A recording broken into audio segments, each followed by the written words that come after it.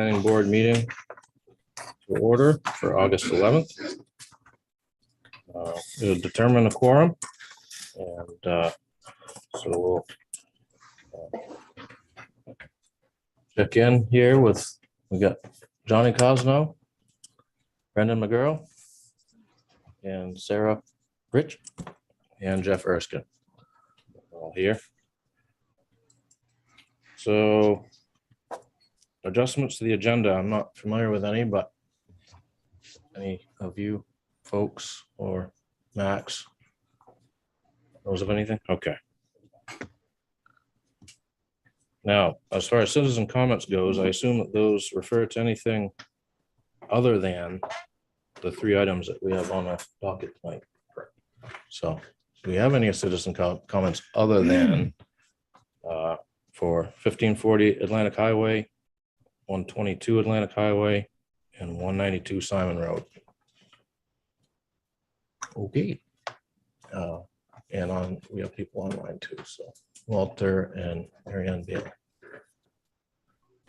Is Scott? Is Yes, that right? Walter's for 15. Okay, very good. So we'll deal with him first. 1540 Atlantic Highway. We have Scott Moody, and we want to finish him up, I guess. We're pretty close, I think. Yeah, so just last time, everyone should have received an updated site map that includes the traffic lanes, the directional arrows, place for the lock boxes being planned, the cooler, and the quote-unquote barrels for the barrier or divider so that people aren't driving through the subway. And on the back of that form, you'll see the signature page that includes the conditions for the lockbox and additional signage. I reached out to DOT, clarify on the boat trailer. Oh, yeah. And I'm just going to read what the email says. Attached are copies for the two access points. Note that the permits specifically limit the vehicle to single unit vehicles. Accordingly, there should not be any vehicles with trailers using the access points. Further, all maneuvering and parking must occur outside the highway right of way. Finally, the permit specifically prohibits the closure of any portion of the highway, including travel lane shoulders. So their queuing of traffic on Route 1 would be prohibited. We have also alerted the permittee that we would be watching this, and if there were any adverse impact on Route 1, we would be pulling the permit. And for that, it would just be whenever there is a violation, we just notify the Department of Transportation, preferably giving pictures and timestamps of when the violation occurs. And that can be from the town office, or that can come from a concerned citizen. And Jim gave his notes, who is not here tonight, that he received the package and has no further comments on the clam buying application. So my take on that, is there a possibility for, that our hands are washed of the DOT situation? However, if he wanted to pursue that further with them, how to have clammers come through with trailers, that's kind of between him and them, if that's the case. But that's kind of out of our range, I guess. So did we? Scott should be on Zoom if he has any additional thoughts. Yeah, I'm here. Can you hear me all right? Yep. Yes. Okay. Yep. No, I originally, when I talked to the DOT, they was referencing my box trucks when they were talking about the single unit vehicles. I didn't realize that it was going to involve the boat trailers as well. I'd like to possibly have them come back and reevaluate it. I don't think they actually came on site. That kind of hinders my business to a point.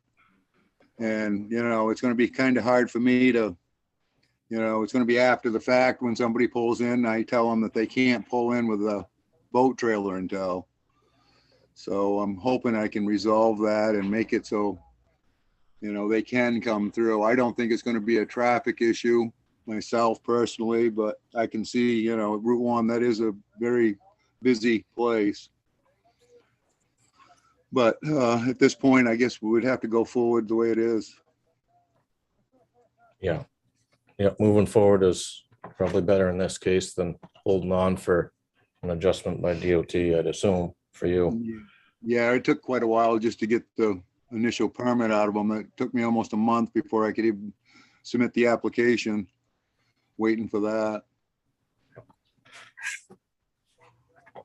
So as far as the rest of the items from what we asked for from last meeting, it appears to me that every one of those items is indicated on this aerial view. And so as far as having those items in writing for between you and him, I assume that's you've got that side of it covered for us to sign when the time comes. So do we have, I suppose, get room for any other input from anyone else here? I do have, Yeah, Johnny. I just happened to have lunch at Jade Express last week on the motorcycle. I stopped and I was just reconnoitering the area. There's just a lot of traffic. I mean, there's businesses across the street, there's Irving.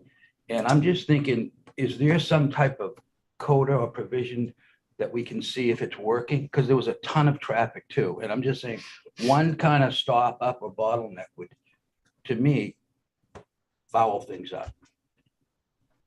So is there like anything that we can do to see how it goes? And then if something comes up that we could address it, or how does that work? I mean, if there's already traffic queuing, Yeah, and it just disrupts the flow of traffic and all of that. I don't believe there is, other than an actual traffic study. So if we sign off on it, that's it. We can't make any adjustments to this. Well, as I said, the DOT would pull the permit if there was traffic queuing. Right, so there's that as a safeguard. Right. Okay, no, I'm all for it, but I just, like I said, I just sat there for an hour and I watched it. It was just amazing how much traffic was there going every which way. Anybody else? Thoughts? Okay. So, Any comments from the citizens? I see none. okay. So I guess we can put it to a vote on that. To make a motion to approve the shellfish buying station at 1540 Atlantic Highway as proposed, as applied for. So moved. Okay, very good. We have a second. Second it. Johnny seconded. Okay, well, good luck. Well, you Uh, still have to do the actual motion. The motion is to approve the shellfish buying station as applied at 1540 Atlantic Highway. Sarah motioned, Johnny seconded, and so now the formal We need- vote Yep. amongst all four of you. Okay, so who would like to vote for positive on that? Aye. Okay, unanimous. All right. I'd like to thank you all very much, and I'm going to be watching very closely on the traffic issue. I do, I've sat there quite a bit working inside painting and stuff, and I do see that there's a lot of traffic there, and I will be on my, absolute guard, trying to avoid any issues. That sounds good, Scott. Best luck to you. Thank you very I'll follow up much. with you about any post planning board items. But good luck, Scott. Thank you. Okay. Let's see, Shane McGarvey, 122 Atlantic Highway. What are we up against here? So Perhaps we can have, yep, go ahead. So this is for the minor event center. Yep. If I recall from the last meeting, the board didn't want to necessarily go over the campground aspect of it. That was my take as well. Yep. But we have a packed house tonight, so who knows? What that Right. will be. Yep. So Shane's in the audience. If you want to come on up to the podium Sure. and give Sure, another spiel. sure. I love talking.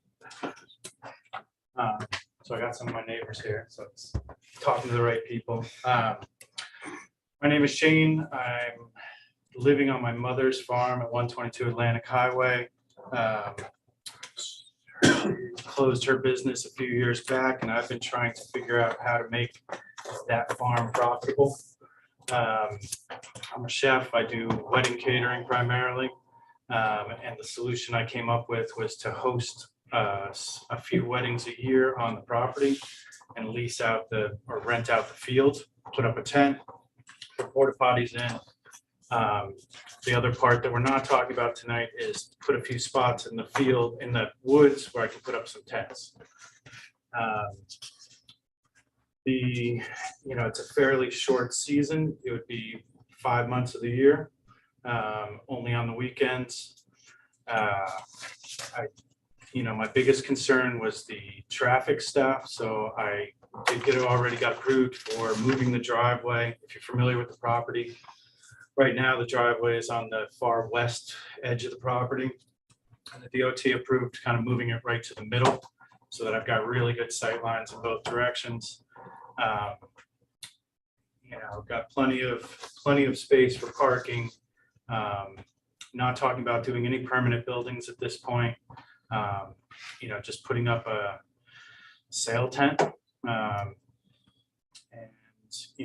porta potties, so no wastewater issues. I've got power and water on site. I talked to Max in the DOT about using the existing driveway as an emergency entrance only. So I'd gate that and put a lock on it. And then there would be a whole road that would get to the back field. That would be emergency vehicles only. And the parking situation, I would have everybody park sort of in the front, closer to the front of the field and walk back. So there wouldn't be any congestion anywhere where the emergency vehicles would come in. In terms of where I'm looking to do this, if you look at the map, I'm trying to be as thoughtful to you guys as possible. Put it on the western space, as far away from any houses as possible.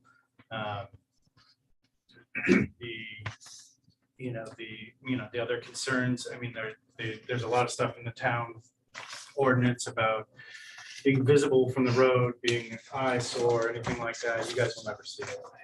It's that portion of the field, it's that sort of back western field. And it would be out of sight from anybody. And then the other concern is just the noise, which I'm going to check levels on. I brought Max out the other day and drove him around. There would be 2 tree lines and a pretty good chunk of space between, I think, Dana, your house would be the closest. So there'd be two tree lines between it and 2 fields between where there'd be the amplified music. So I'm trying to put as much space as possible and, of course, be, as concerned about that as I can be. I'll double check it this summer to make sure if I need to put any restrictions on booking it. So what I'm, looking for right now, and the reason I'm bringing this up now for next year, I want to book some weddings next year, but people book a year in advance. So I need to get your approval and talk to everybody here and make sure everybody's okay with that. So I can, for one, move forward with a new driveway and at least get a parking lot. I'm not going to do anything impermeable, just a grass lot for the summer for now. But move forward with that, and more importantly, just take the booking so that I can start work on the driveway. And I think that's it for now. I mean, talk to you guys, I guess. So citizen comments will be in a little while. Is that right? Yeah. Yeah, so Yeah. planning board would go through their comments first. Yeah. So, yeah, what do we have for some concerns as far as we go out of our group? What do anybody see as an The only issue? thing I was curious about, it seemed like you're addressing it fairly well, was the noise issue. Yep. And the abutters. But can you give me a sense, so if you have a wedding, do you have a band Yeah. there? So they play, Typically, there's a band. right, You know, most of the weddings, I go all over the state and right, do these weddings every weekend. You know, most of them, Topsail Farms is probably the best example Right. locally. And they're residential and they're packed in pretty close between neighbors. You know, and they do a band. I think they usually wrap up, you know, any music by 9:30. gotcha. 10 is probably the latest they got. And yeah, so that would be, you know, and then, you know, I think we talked last time, I'll get a decibel meter. I'm Right. curious to see how that, you know, That's what I was sounds. gonna suggest, and just get the distance and. Yeah, I don't know how you could simulate it, but just get a good sense of yeah. if it's gonna bother the abutters, you know, so you know Yeah. where you're at. I mean, it's worth it to me to rent some big speakers and test it out Sure. and see what you know, if I can say the noise levels here are this much, well, then I know that the noise levels where I want to be having a band can't be more than this, Gotcha. you know.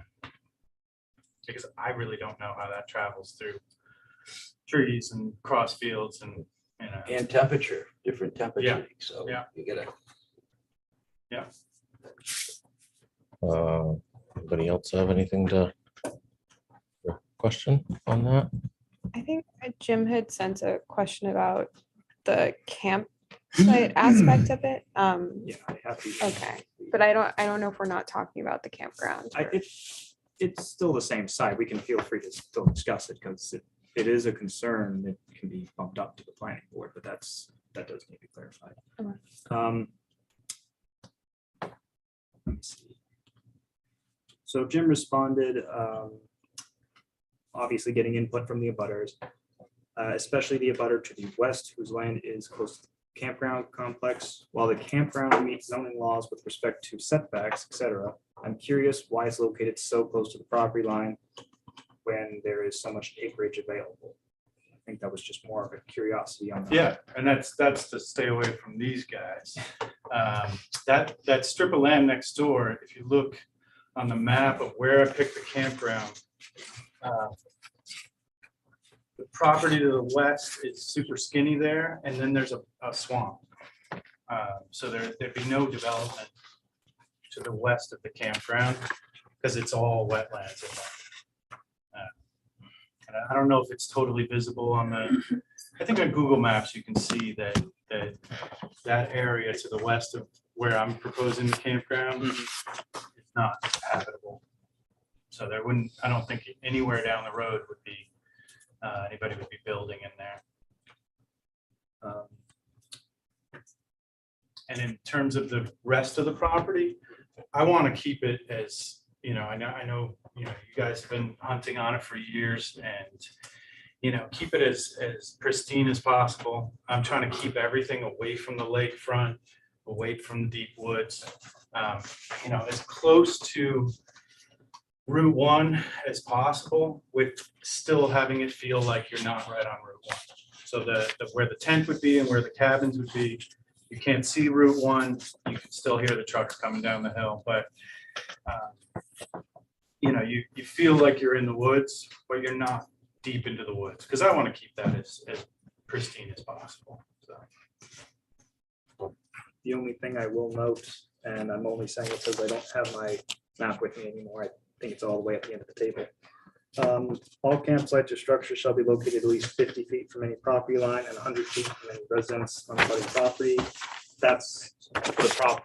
Those are for residences that already exist, and I think we have a 20-foot setback shown there. So the campsite would probably just have to shift a bit more to the east. yeah, But just to meet. and those aren't Right, actual. that's just an estimate. Yep. The finalized plan will be approved by Yeah. staff. And this, when I say campground, it's not, I'm not talking about duck puddle campground. And there's no RV access, there's no vehicle access at all. This is when there's a sort of a market for, similar to Topsail Farms, what they did when they first started, just having those canvas tents. That's just a tent and a bed on a platform, where wedding guests, like the wedding party itself, can spend the night for a couple nights to get ready for the wedding, set it up. So no electricity, no extra amplified music, no vehicle traffic in the woods. I'm not gonna let anybody hunt, not gonna let anybody bring any ATVs or anything like that. There's no, they can walk to their campsite, and that's about it in terms of what they can use the woods for. So my take on the general questions on that, or the the things we'd like to know, and I'm sure we'll hear them verified by the abutters, but noise concerns and their time span is probably the bulk of that. I think DOT is handling the traffic side of that, so so I guess at that point, we open it up to some abutter comments, or Just before that, Oh, very okay. quickly, Yep. I did get the signed letter from Chief Smeltzer for section 7.12. They have no issue with the water access for the sites. And then for the accessibility, they're not requiring a lockbox, but they would like to have a padlock for the current Uh-huh. entrance so that it's still chained off. That's something that I think Delano Seafood voluntarily did last year when he came to the board. And so it's a similar sort of compromise, so that it's only accessible by emergency vehicles as well as the owner of the property. And then other than that, he is going to be reviewing the additional campground standards, so ensuring that the fire pits and any other potential fire hazards are reviewed and meet standards. so as far, and that padlock gated entrance would be what is the current driveway. Yes. Yep. You already read your comments, so I'm all done. Okay, so I'm sure we have some neighbors that would like to have a word. What do we have? Okay, I don't have any major concerns. Somebody asked about water drainage towards Caleb Pond, but there is none. All that land, everything in the picture drains to Duck Puddle, because Caleb Pond, Yep. of course, is part of the wellhead protection zone for the wells up in Winslow's Mills, but none of that acreage. My store doesn't drain towards Caleb Pond. All the way up the hillside doesn't drain towards Caleb Pond, so none of it. The campsite areas, they're in a nice little wooded area out of the field. The fields are magnificent, by the way. They were, they need a little work done on them, but they're magnificent fields. The Woods Road that comes out of the top end of the field wouldn't exist, except I've kept it cleaned out for 50 years. And the bottom one down by me, and those, actually, I used to have a cross-country trail there, and I kept that road cleaned out. Yep. I've been keeping the trees off of it for the last bunch of years. There's also, there's that mini trail in between the Yep. two roads there. Yeah, that had I haven't 4 kept trees. that. Yeah, I 4 haven't trees. kept that cleaned out since 71. The only concerns I'd have would be some noise, but you know, if the music's real good, I'll just crack sweat. Yeah, come on over. I mean, it's, you know, the weddings typically it's you know, it's not a concert. It's a, you know, it's dancing after dinner for, you know, from 7 o'clock till 10 o'clock is what I usually see at weddings. So it's not, you know, it's not like Duck Puddle Campground with the you know, a bunch of hours of a live band for a concert. It's more dancing while the daughter dance, stuff like that. That's not the part that I make money on, so I want to keep that short. I want to feed them more food. No. What about campfires and stuff? Can you just state your name for the minutes? Donna Dow? Donna Dow. Thank you. So the campsites, I don't know if you've seen the Topsail Farms campsites. No.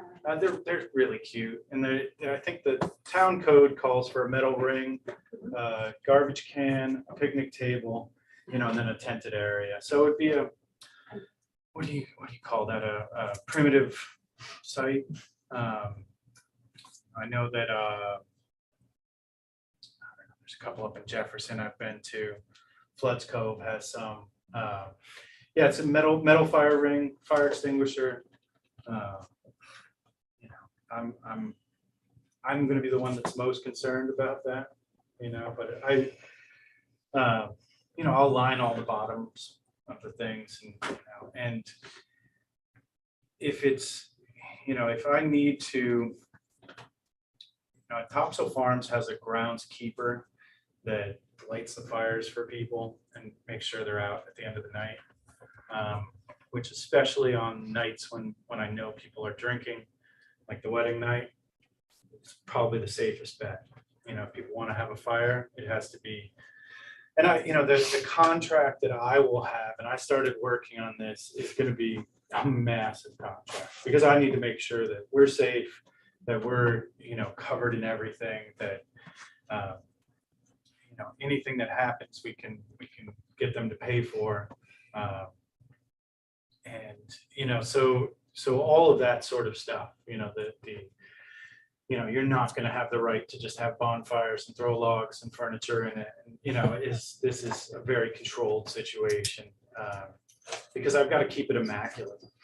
So, you know, it's got to stay really nice because it's wedding people. It's not, this isn't, you know, a bunch of guys going up and drinking beers for the weekend and going fishing kind of camp. You know, this is wedding stuff. So, and it's high-end wedding. So, Other thing I just want to throw in on that, as noted earlier, Chief Smeltzer will actually be required to go out and verify that the fire pits and everything will be good. Yeah, I'll drive you guys around some more. I think Chief will have to handle that. Sorry, I'm not in a butter, so I don't know if I'm I have a camp on Taylor Pond.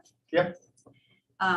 Are you present for all of these events from the Yeah. beginning to the end? Yeah. Thank you. Sure. Any other commentary, questions? Okay, so. I ask one quick question. Yeah. Jane, this might sound stupid, but so do you serve alcohol, or they can drink beer? Or do they bring their own beer in? Or how does that work? It's a service. They pay because I want to have the alcohol only being served by bartenders. Right. Then, you know, and all purchased through the catering company. And, you know, no, not bringing your own stuff. And the only reason I bring that up, I have no right to know your business plan, but say you get a bunch of people who are rowdy or boisterous or loud and they're, you know, untoward, do you address that situation a certain way? Yeah, I mean, you know, I've got to run the campground too, and I will. Drive out, tell them to be quiet. Right.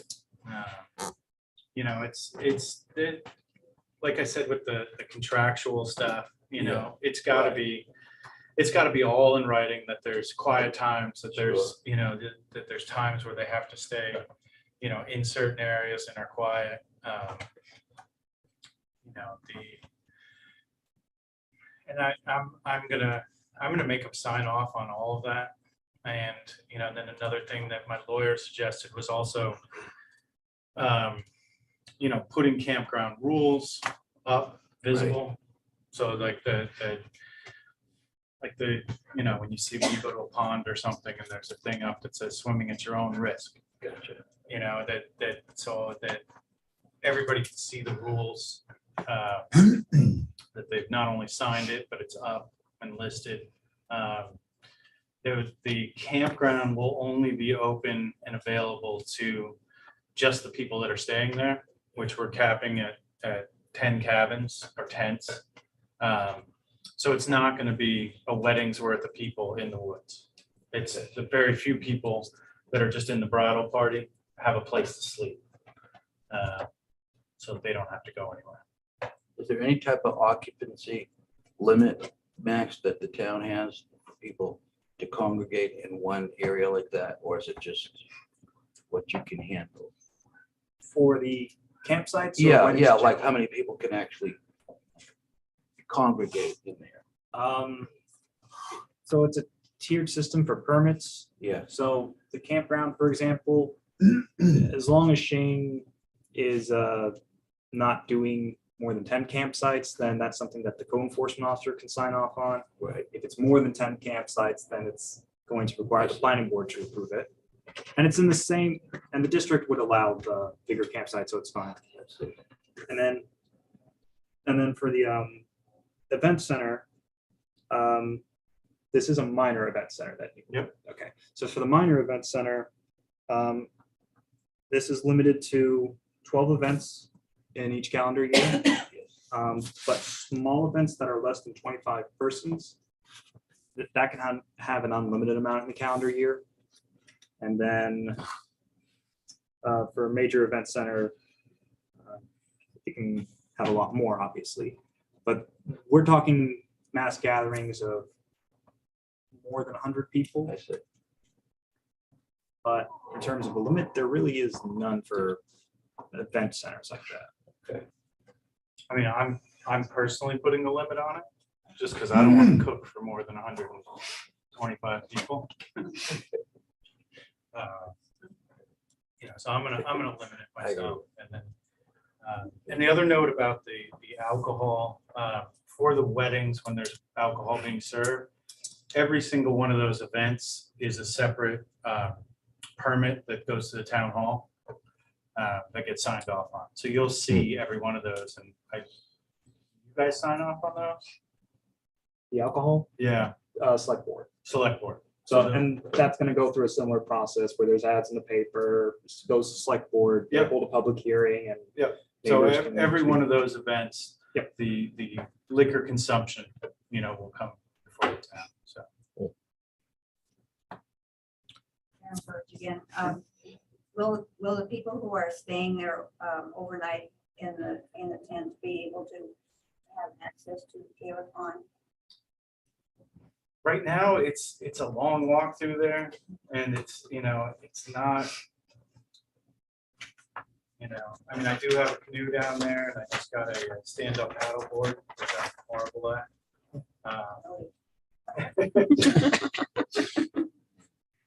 You know, what's that? They look easy. They do.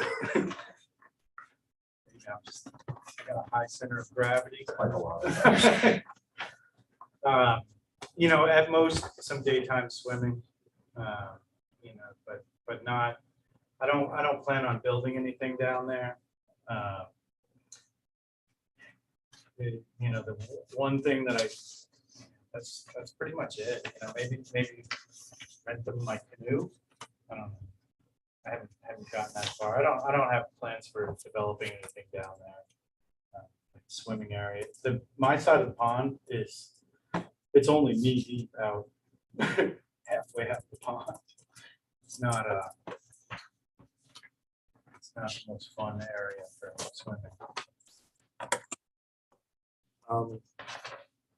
We'll just add on to that, because it's in the shoreline zone, that would go under a different permitting process.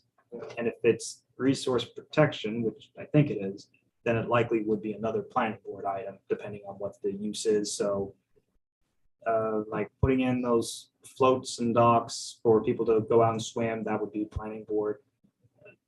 Even building in the shoreline zone, it can't be anywhere closer than 100 feet, depending on what that actual item is. So tent sites, things like that can't really be built close to the pond. It's not, I'm not gonna, I love that trail that's along the pond there. As a walking trail, and I'd rather keep it as just a place to walk around. It's a lovely place to hike around. All those trails are gorgeous. So I'd rather keep it pristine and use that as a sell point that you can walk around these beautiful woods. But I'm not going to build anything down there. So my take on that is to keep the campground side of it as it is, still being counted as a 10 site or less scenario, to keep that as a separate item that you and Stan can handle.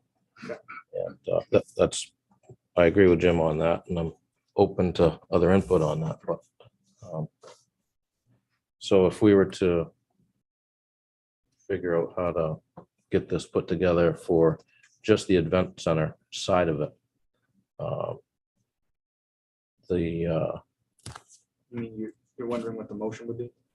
yeah, it would, as far as, we're not going to bother with that side of it. So, yeah, go ahead. So you would hold a motion to approve the minor event center component of this application with a condition being Chief Smeltzer will address sections 7.12.2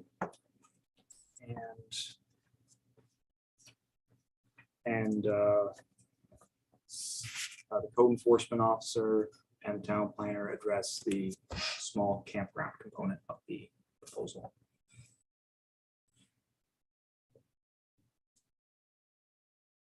And so our approvals will be required for the event center to be held.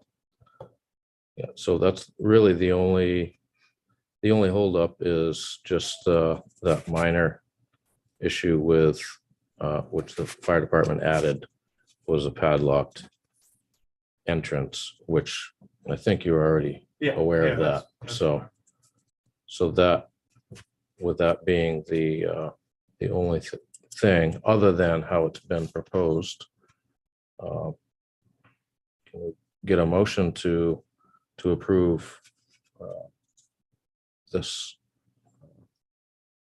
event center, minor event center? So moved. Okay. Second. Okay, so what's the vote? Aye.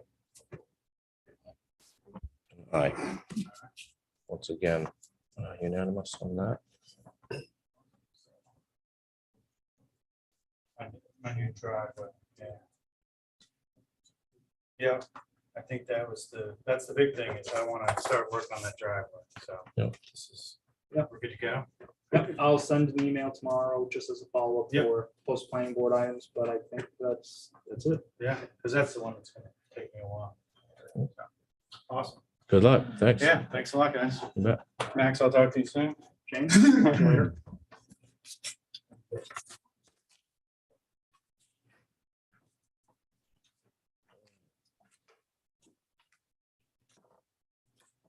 One more, I think, Uh, unless there's pre-app later, I guess, perhaps. No, okay. Should be a lot. So 192 Simon Road, gravel pit with Darrow flag. I don't know if he's present or someone to represent him. There we go.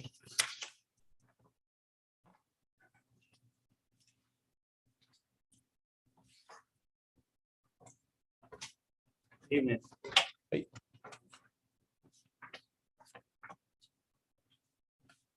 We're applying for expansion of an existing pit on Simon Road.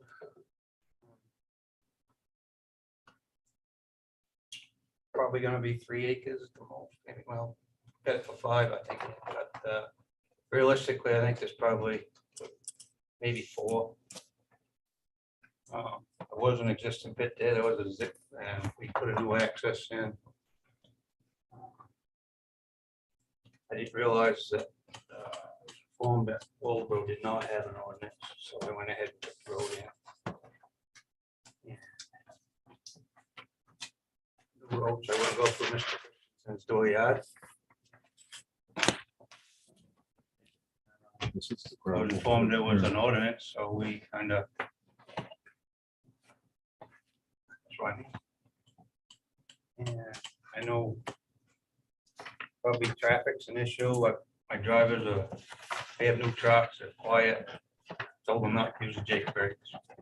There'll be times where we truck more, there'll be times we don't truck hardly anything for a week or two on end. It just all depends what jobs I have. I have other pits up in Washington. I've known about the pit for probably 40 years. My mother used to live on the end of the road. The family. So. You knew it longer than that. Anyway, guess I'm open to any questions or concerns anybody might have. Maybe I could. Existing pit, it's not gonna be a gravel pit through. My whole thing, this is more of a big landscaping project. Right now, it's a 30-foot wall, where it's been hauled out for the last 40 years. I mean, I don't know, you guys been around long enough to remember Ed Matson, but he started doing it. And what I'm hoping Daryl can do is if you look behind here, you see that big hill right there? If you take the low point and then up to my yard, I want him to take everything above it. So I just have a gentle slope that he's gonna put the topsoil back on, reseed. I've got a Christmas tree farm over there, and I'm going to plan on doing that on that property now. But right now, I can't use it. So anyway, that's about all I want to say about this. Yes. It's more of a big landscape. Can you just identify yourself for the minutes? Excuse me. Can you just identify yourself for the David minutes? Christensen. Okay, thank you. Okay, so what do we have questions and comments from the board?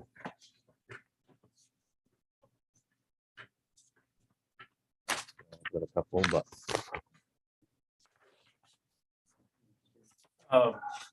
Stormwater and erosion control. Basically nothing mentioned in your proposal about it. You just described the site as being sloping away from the work phase for the gravel pit. We have silt fence out. Stuff now a pile behind the silt fence. And at the bottom, it kind of tapers off flat, so there's really no potential for any serious runoff. Where the silt fence is almost flat. Not sure how it works for operating a gravel pit, but if I was running a construction site and I had that much soil open, I'd certainly have to put out a stormwater prevention plan. We're not gonna have more than an acre open at a time. Okay. In your document here, didn't it say up to 5 acres open? That's the total area on the, it's probably gonna be closer to 3.5. Okay, so your plan is to We- not we- have more than an acre open at any given time? We can and reclaim as reseed we it? go. Okay. That was part of our agreement. too. How about fuel and oil stored on site? There's none stored on site.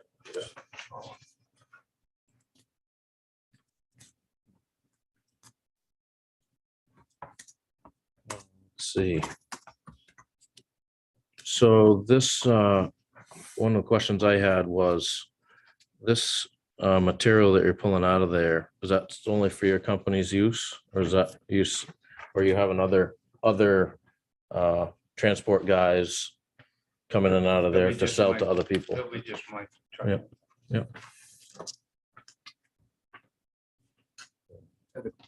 Quick question. Yeah, sure. On the first plate, it says the old pit and it has proposed. So do you have to cut all those trees down in that square? Or you just keep digging out? We cleared the trees. Christensen had some more acreage that we were gonna cut. We Right. Rode in, cut wood, and then it was too muddy, so we held off. So you'll just cut that The trees whole, are all cut. they're all cut, okay. And does that do anything to the soil when the pit gets bigger and water starts integrating in there? Does that? The soil's gonna be removed eventually, so.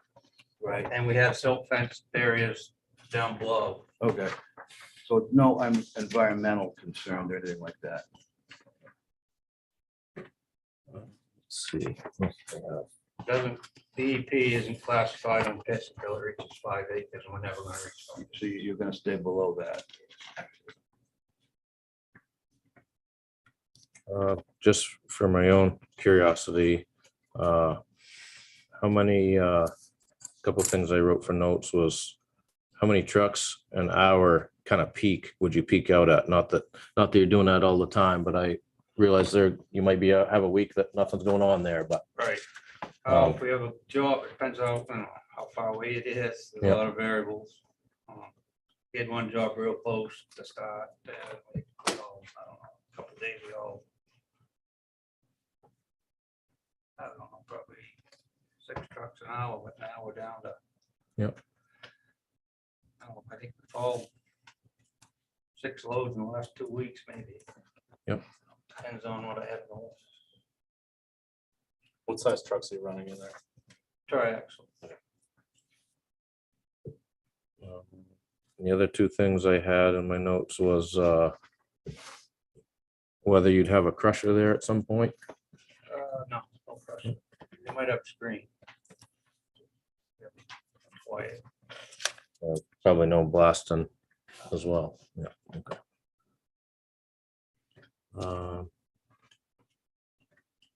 Okay, anything else from the board? Any thoughts? Okay. I guess if that's it from the board, we can, oh, Oh, I see the citizens comment. I just Yep, wanted to quickly, sorry, I just want to get through Jim's note and the fire department, if that's all right, just in case there might be some overlaps on that. Jim said, my only comment on the gravel pit is for the board to fully consider any input from the butters. I think that was actually all he had. And for the fire department, Paul said that in terms of water access, it's fine since there's no buildings or anything on site. Because it's only going to be an outdoor pit with no structures, no log box is being required by the fire department. The only additional note that they gave was for the public works department to give some input. So I quickly did speak with John Daigle about this. The road is 16 to 17 feet wide. That was his estimate. And some people have asked about a weight limit. And so I did ask John about that.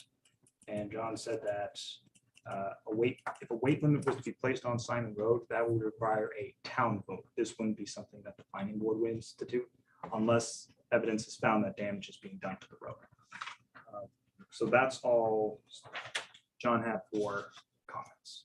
I think that's all I have for comments. so that is refers to weight and width. May be a concern as well, as those trucks are good sized. And it's a small side road. So how about some citizen comments? It's okay. if I- Whoever was I just have a first, quick go question. ahead. I could not hear when you said how many trucks an hour. Well, I have 3 trucks, so it depends how far the job is. So, I'd say on the average day, we might haul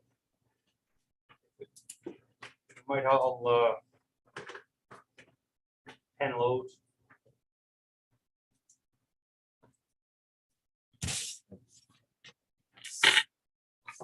Sorry. ahead. I'm Steve Bailey from 620 Wildwood Corner Road. That's the house that's on the corner of Simon and Filers, where the trucks will be traversing, coming and going. But first, I want to say that David has been a great neighbor in that he's come down and he explained to me on a couple different occasions what his objectives were with regards to the gravel pit, and has graciously given me a tour of it and so forth. So I think I understand what David is trying to accomplish with reshaping his property in order to facilitate some other activities that he has planned for the property. What I do want to point out to the board is when you look at the application and review against section 3, the application appears to be deficient in a number of areas. First off, there's a reference that the gravel pit is depicted on the tax map, and it is not. Also, there's no listing of local, state, and federal permits required under section 3, as well as any listing of significant wildlife habitats, and no reference to the website beginning with habitat map by the Department of Fisheries and Inland Fisheries and Wildlife. And then there's no description in there about any impact to the wildlife. Also, he answered the question, but he didn't make any mention to average daily traffic or evidence of additional traffic can be handled safely. That was deficient in the application. I believe is there a site map that's been signed by a professional engineer, which was not included with the application, but apparently it is here now. The other thing is that under section 3.5210, the applicant, Mr. Flagg, has to demonstrate he has the technical and financial capabilities in order to undertake the project. Clearly, he has the technical capability, but there's no indication of his financial capability, primarily at the end in order to do the restoration and any repairs that might need to happen. And there's no indication whether there's minimum impact, adverse impact of the neighboring properties. So when David talks about what he wants to do there, and you look at the contract that was submitted with the application, you'll notice the contract differs dramatically from what David, I think, is intending to do there. And I know I take him on his word that what he wants to do, but the contract basically says that 5 acres can move around that property. And that contract also can be renewed between the parties. So it's possible that we have not just a 2-year or 7-year as listed in the contract, but a gravel pit that could operate into perpetuity. Now, life changes, things happen, so maybe that 5 acres creeps up further south, maybe it moves to the north, and so forth. So I would ask the board to look closely at the duration and the scope of the proposed gravel pit within that moving 5 acre within the bounds of the property. And also, the contract references pit number 5. I have no idea what pit number 5 is, but that's part of the contingency for restoration of the gravel pit. So I also want to point out to the board that the rural district, as defined in the section 6, restricts it to agricultural, forestry, aquaculture, home occupation, and light industry. It also references wildlife habitat, and you'll notice in the ordinance that R20, that map is indicated as an ID for inland wildlife and watershed. So if you go to the beginning with Habitat website, you look at the various indications in that property has within it different wildlife areas identified. And so that's a concern that they actually are, as they are removing the soil and changing the flow of the groundwater and the runoff, it is going to run in potentially into a watershed area or a wetland. My primary concern, though, is noise. So because it's a rural area and in the ordinance, there's no definition for the sound of decibel limitations within the rural area, I would suggest that we need to have a pre-development ambient sound study to determine what the normal sound levels are in that area. The ordinance then will say that once that ambient noise study is completed, they can't exceed 5 decimal points above that. So that would be the primary concern with the noise. I am concerned about a screening operation that runs continuously. It is a noisy operation and would would clearly, I think, exceed any noise rule that was put in place. And would have, I would suggest that it have to be tested. The other thing with regards to financial capability, the contractor is required to show proof of liability insurance in the amount of $1 million. I would ask that not only that be produced, but also the town of Waldeboro be a named insured on that policy, though if that policy is dropped or canceled, you'll be notified. Showing you proof today does not mean you have proof tomorrow. So I would ask that. And then also under section 10 for extraction or a burrow pit, it has to define the area, excavation area, and the depth, not a moving 5-acre block that moves all over the place. So I would ask that the 5 acres be defined. And I think that is in keeping with David's objective in that he wants to shape that property within that 5 acres rather than, but to Dave, but because his contract's in place, successors can decide to change the objectives that David may have set out and move on, or there's a discovery there that wants to keep going with more things. So we've talked about the public safety issues with triaxle dump trucks, which have an average about 9-foot width. After you consider a little safety area, they're 8 feet as a commercial vehicle, but give them a 6 inches on either side. And they're running between 30,000 empty and 65,000 with a load on them. So that leads me to issues with walking, sidewalks, no curbs. And of course, people on the road will have to get out of the way when the truck comes down. But lastly, I would ask that the board consider a pre-development engineering study to determine the condition of the road as it is today, prior to all of this dump truck traffic on it. Because under 10.8.47, the contractor is liable to and can be required to clean, repair, and resurface the road. If you drive down that road today, you'll already notice that the culverts are starting to dip. So they're starting to settle down in there. So I'm asking that the board consider an ambient sound study, a wildlife and wetlands impact study, and also a road engineering study to determine the condition of the road today, so that when this project wraps up, we can determine how much road damage may or may not be liable to the contractor.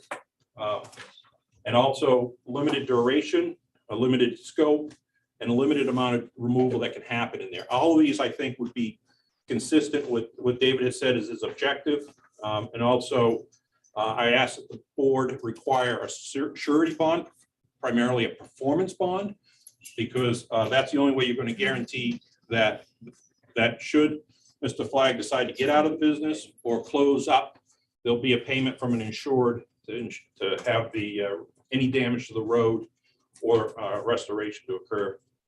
And I think that's my points. So back to my neighbors, I guess. Anyone else want to weigh in on that? Well, I wanted to say something. I live at 11 Simon Road, it's the first house on the, across from Steve's house. Name for the And. Can you identify yourself for Oh, I'm us? sorry, Tricia Pendergast. And I take care of my nieces and nephews, and I have 3 dogs, and I've always allowed them to take the dogs and walk down the road. And I've always felt small, little, tiny road. I know most of the people that it was safe, but I no longer feel like that. There's trucks coming and going. They're starting and stopping where I live, and I would never allow them down that road. We don't know when the trucks are coming. We don't know when they leave. I just don't think it's safe. It's a very small road. It's dead end. It's made it really a more difficult situation. Just to clarify, is the gravel extraction already underway at the site? Okay. Yeah. And how long has that been going on? Oh. Okay.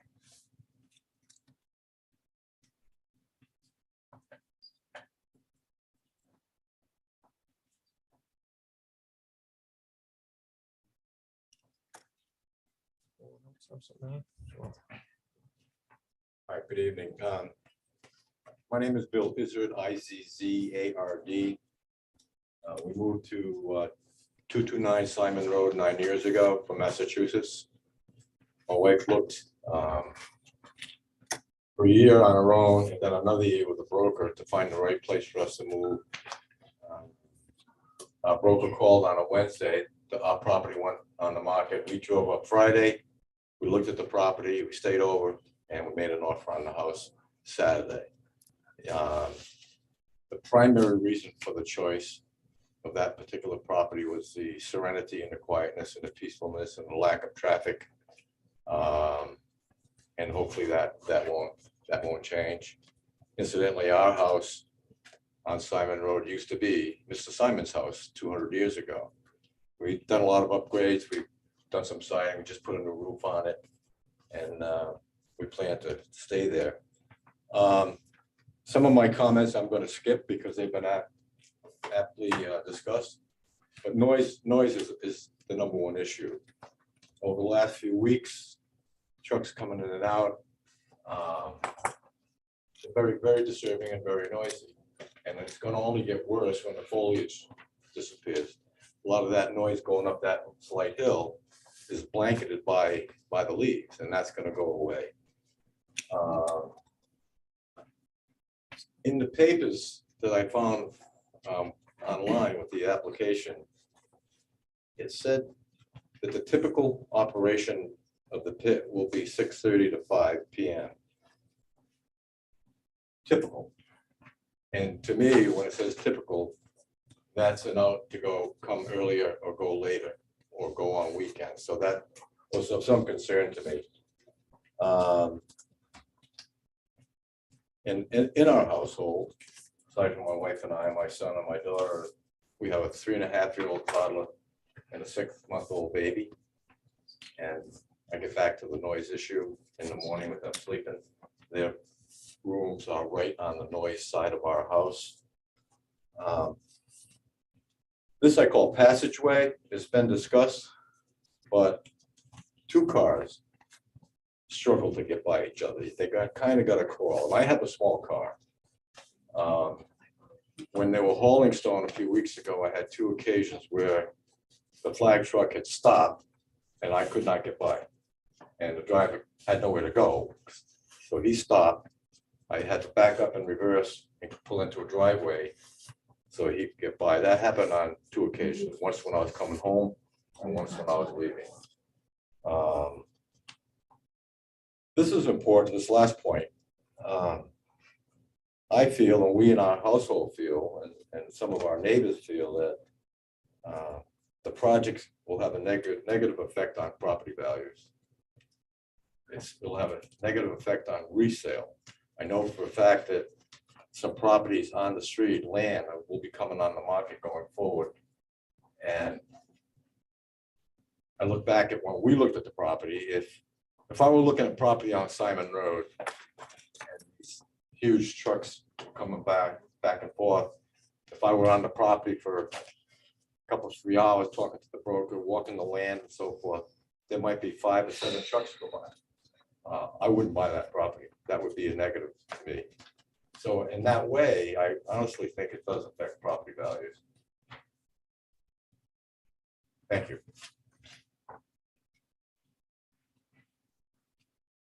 Fred Merrifield. I've lived up on the Simon Road for almost 30 years now. Bought my property from David originally. Been a terrific neighbor. It's been well voiced in here of some of the, I'll call it paperwork requirements, which by standards and stuff need to be met. I don't argue with any of that. I think David's intentions are right. I'm not home every day. My wife is home every day. I do have small grandchildren that travel that road, and that was one of my concerns was hours of operation, number of vehicles, that type of stuff. Obviously, the road concerns. The Simon Road I thought was going to get paved last year, but it didn't. They just replaced the culverts and left it at that. So the road's in somewhat rough shape to begin with. I think, so what kind of period of time were you looking at to operate this pit?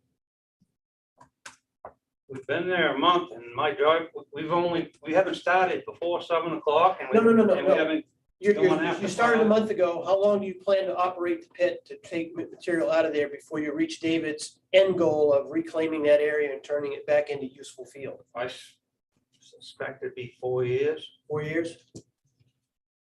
Okay. I mean, I look at it in the long term, 4 years and not 4 years from now, we'll have our quiet neighborhood back again. If we can work out some, I'm not saying, I'm in favor of anybody who's trying to better themselves by using the property and the material and the resources they have available to them. I'm sure in that neighborhood up there, we can find a way for us all to get along with this for a short period of time. I understand your concern and I'm with it too. When I first moved up there, it was a dirt road. It was so bad in the wintertime, the school bus wouldn't even come up there. My kids had to walk up the muddy road to get to the house. It was awful. We had to get a running start. Yeah. And, the town fixed that. They raised the road, put a lot of gravel, raised the road, and eventually paved it. So now it's become a pretty nice little area. I kind of missed the dirt road a little bit myself, but I digress. I don't personally have any issues with this, especially if the things that Steve and others have pointed out are met because they're state requirements. They need to be done. So I'm not opposed to it myself. I do have similar concerns. I think if we, express those concerns to Mr. Flag up there and he accommodates them as best as he can, I think we can make this all work. Okay. Once again, we're talking less than 5 years of putting up with it. And I don't think you're not anticipating, this is not going to be like a commercial gravel pit where you got people coming and going every day, right? This is as needed. We're not selling to any other company. This is It's not just, like we're putting Crookers out of business here. It's this is just you. This is just you Correct.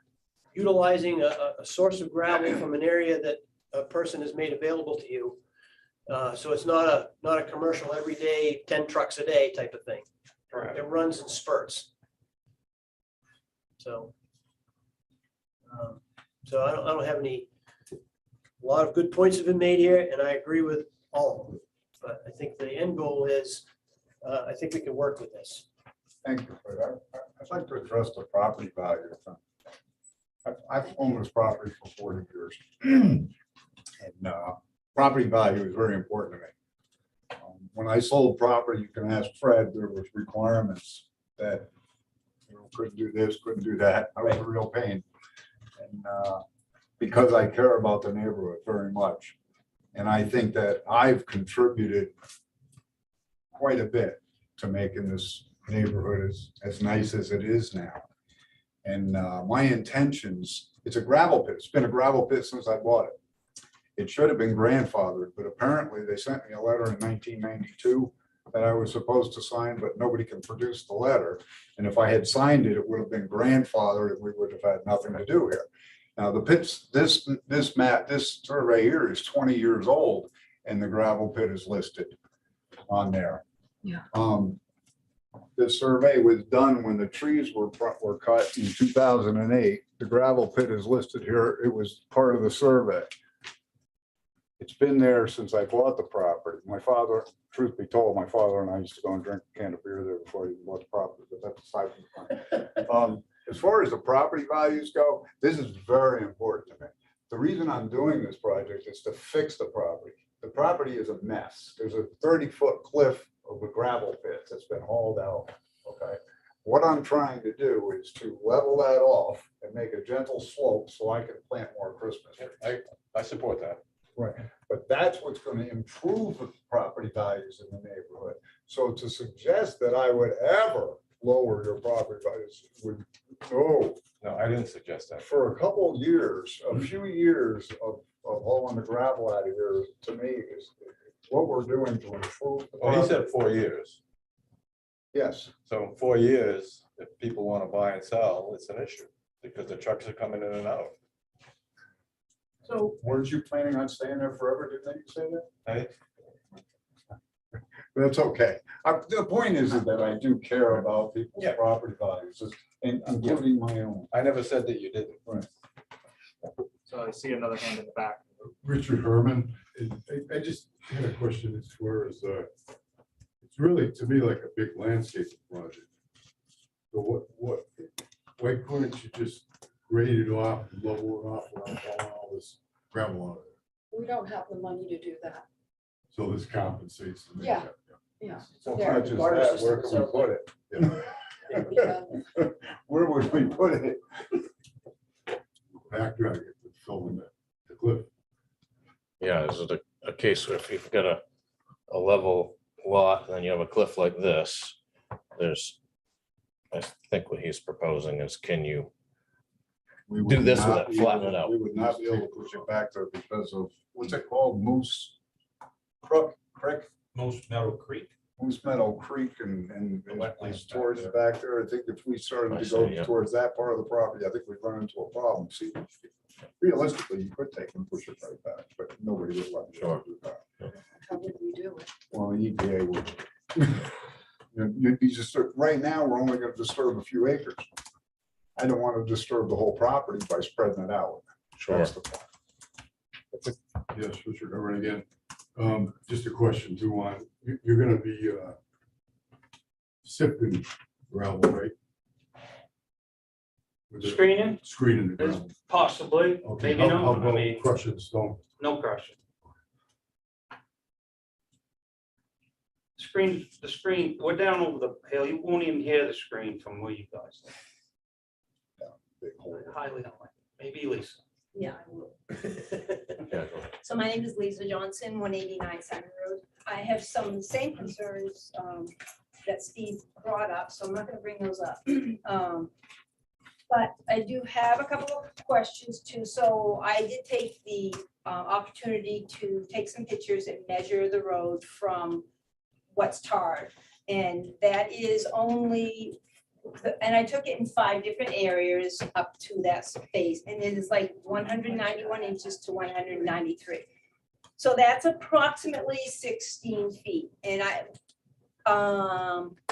what Mr. Izzy said before is I do have some concerns with the 3-axle truck coming through there. My husband is a fisherman, so he hauls his boat.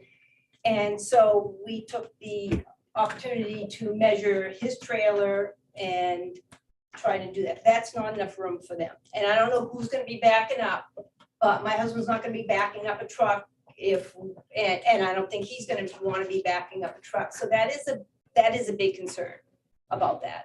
We ride on that road a lot. Again, we take our grandnephews, everyone has children, and they're up and down there. That's a huge concern because that is dangerous. And I'm sure David would feel the same with his granddaughter, that is very unsafe. And I don't know, kids don't always think, are they gonna jump in the ditch? Are they gonna do something stupid? So that, for me, that is a concern. So those are some of my bigger concerns, I guess. And I was curious as far as the contract or whatever, the lease agreement goes, where it does say what Steve mentioned earlier, is where it does say it could be 7 years and then it's added on and those types of things. And where it also said, there's something else in there that it mentioned. So do they change that lease agreement so that that doesn't potentially happen? Then it's more than 4 years or whatever. I mean, so that is a big difference. Lease going on and on and on. It's not going to. I'm I'm sorry, I shouldn't have talked out of place. I just. And I'm not saying that it is going to, but I'm saying it has the potential to when you have a lease agreement that says that. So that's my point is, does that get changed so that doesn't happen? And the only other thing, and I was gonna bring up about the street cleaning and all that, but since Steve did, I'm gonna leave that alone. But I would like to maybe propose, it says hours of operation, that's something that could be at least talked about, so they go, I don't know, noon to 4 or something like that. That's a good opening, maybe 7 to 8:30, but leave some gap, like they have children and are walking, so just have a time frame where there's nothing there. And honestly, I hear tons of noise. When it's not his dump trucks, unfortunately, the dogs start barking. So the dogs bark until the dump trucks are gone. So I think those issues with noise do need to be addressed because we literally live right across the street. It's obnoxious. I mean, it is obnoxious. It's an all day, like when he did have a bunch of trucks, it was a constant thing for a while. So I guess we do need to somewhat address the noise and maybe a time frame that is potentially a good time frame versus any time between 6:30 and 5, and maybe potentially longer. So I would say create a time frame that works, but that people can still use, like she can still have her, because honestly, I don't trust myself or my grandnephews coming up and down that road with big trucks. So that's just my opinion. I'm Patty Christensen. May I have just a comment about the noise? I believe that was when the road was being put in because it was constant. Well, the excavators were right there. No, it's still happening with when the trucks come up. Sure. Erwin, I'm kind of confused. Because we're having this meeting, but it seems like the operations have already started. So I don't understand that. It's like the cart's before the horse here. Can I figure in on that? Yeah. Two things. This is an existing pit. According to DEP, it's on the 5 acres. And Mr. Bailey's statements were not all correct, a little excess of some stuff. Existing pit, you should be grandfathered. The town cannot produce the document that he was supposed to sign and send back. Mr. Christensen wanted this for his future. Because he did not sign a document in 1992 that you're going to be able to shut an existing pit down. I don't think legally would stand, for one thing. Secondly, I put in $40,000 in a road and clearing it, and I was told from a town official that there was no town ordinance. So what is the town's physically responsible for the $40,000 that I get invested in this project? And my yard's worse now. It's not a big operation. This fellow from Massachusetts, he said, my truck pulled over. Well, that's what I told my drivers, to pull over and let them by. My truck's 8 feet wide. If a little car can't get by, the other 8 feet of the road is a problem. I've hauled dump trucks in there and I've met cars, I pull over, I told all my drivers to pull over, and they all got by, except for the fellow that lives on the road. That's an amazing feat, I guess. Happened twice. Okay, well, maybe, how wide was your truck? The vehicle? It's a Car? it's a mini. I've got two. And as far as backing up, yes, my trucks can back up, we do it all the time. And we're willing to work with it, we're not a big operation. And as far as you saying the last 2 weeks, it's been noisy, I know for a fact, we probably only hauled 8 loads in the last 2 weeks. And there's been no excavation going on in there for the last 2 weeks. Nothing. But it's been going on for a month. It's been We going. had to put the road in, that made a lot of noise, we had to cut the trees, that made a lot, initially, yes, we made a lot of noise, but that's what you're doing, you start. But it used to be a really nice road that that not just the people on Simon Road, but people from Filers, people from 220, everybody walked on the road. It was a great place to walk. Now you can't walk. You still can walk on, my drivers will pull over and just let you by, it's not. And it's Mr. Bailey, are you on the corner? Yes. A guy from New Hampshire? No. With New Hampshire plate? No. No? He's got Florida plates on his truck. The other one that had all the excavation going on there for about 2 weeks straight on the corner, building stuff and doing what you wanted, correct? I had a permit for that. And I had- I didn't need a permit because I'm an existing pit. This No, is you're an not, existing because pit. there is Okay. no letter in the town signed by David that says he wanted to grandfather. The town does not have it. That would imply that it was never signed and returned. How do you know that he did not sign it? Send it in. They don't have it. Where's the letter? I never saw it. He said he didn't sign it. He didn't know about it. But neither here nor there, the contract that you entered into allows that pit to run into perpetuity as long as it's 5 acres moving around. Well, that'd And be nothing fine in if the there was contract- that would be fine if there was gravel everywhere, but there's not gravel. I don't know what's in the ground. And the contract doesn't restrict it only to you. You can have resellers coming down there to buy that gravel. Take that gravel out. I'm asking the board to restrict, if they're going to approve this gravel pit, to restrict it to David's objectives, not yours. That's it. My objectives are the same as David's. No, not according to the contract. Hey, So Richard, Richard's had his hand Yeah, up this just, whole time. I think a big difference here too is that there's a difference between an existing gravel pit and an operating gravel pit. Existing, it's quiet. It's a peaceful place. An operating gravel pit, it's another whole ballgame.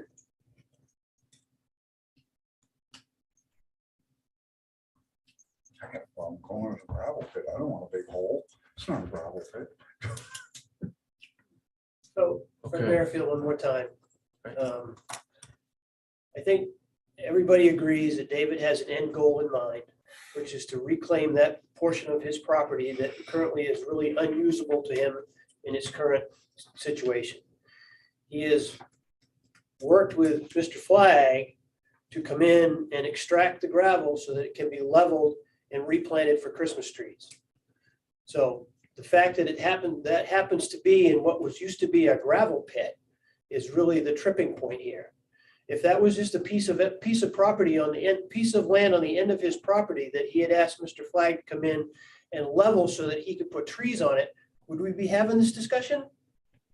Yes, because the gravel's leaving the site. No, I'm not talking about that. He's asked him to come in and make that property, If make the that gravel stayed put, then we would not be. part of making the property work is either you take some out or you bring some in. Under the ordinance, if the gravel is being removed from the property, it's a gravel pit, a burrow pit. Okay, If gravel stayed on his property and he spread it around, it would have been a landscaping project. all right. Fair And I enough. agree with you. David should be able to reshape his land. Yep. But I don't think the contract that was entered into and the application that's being sought is an agreement, is inconsistent with what he wants to accomplish. Okay, That's, and it needs to be done in a way that the neighbors can live with it.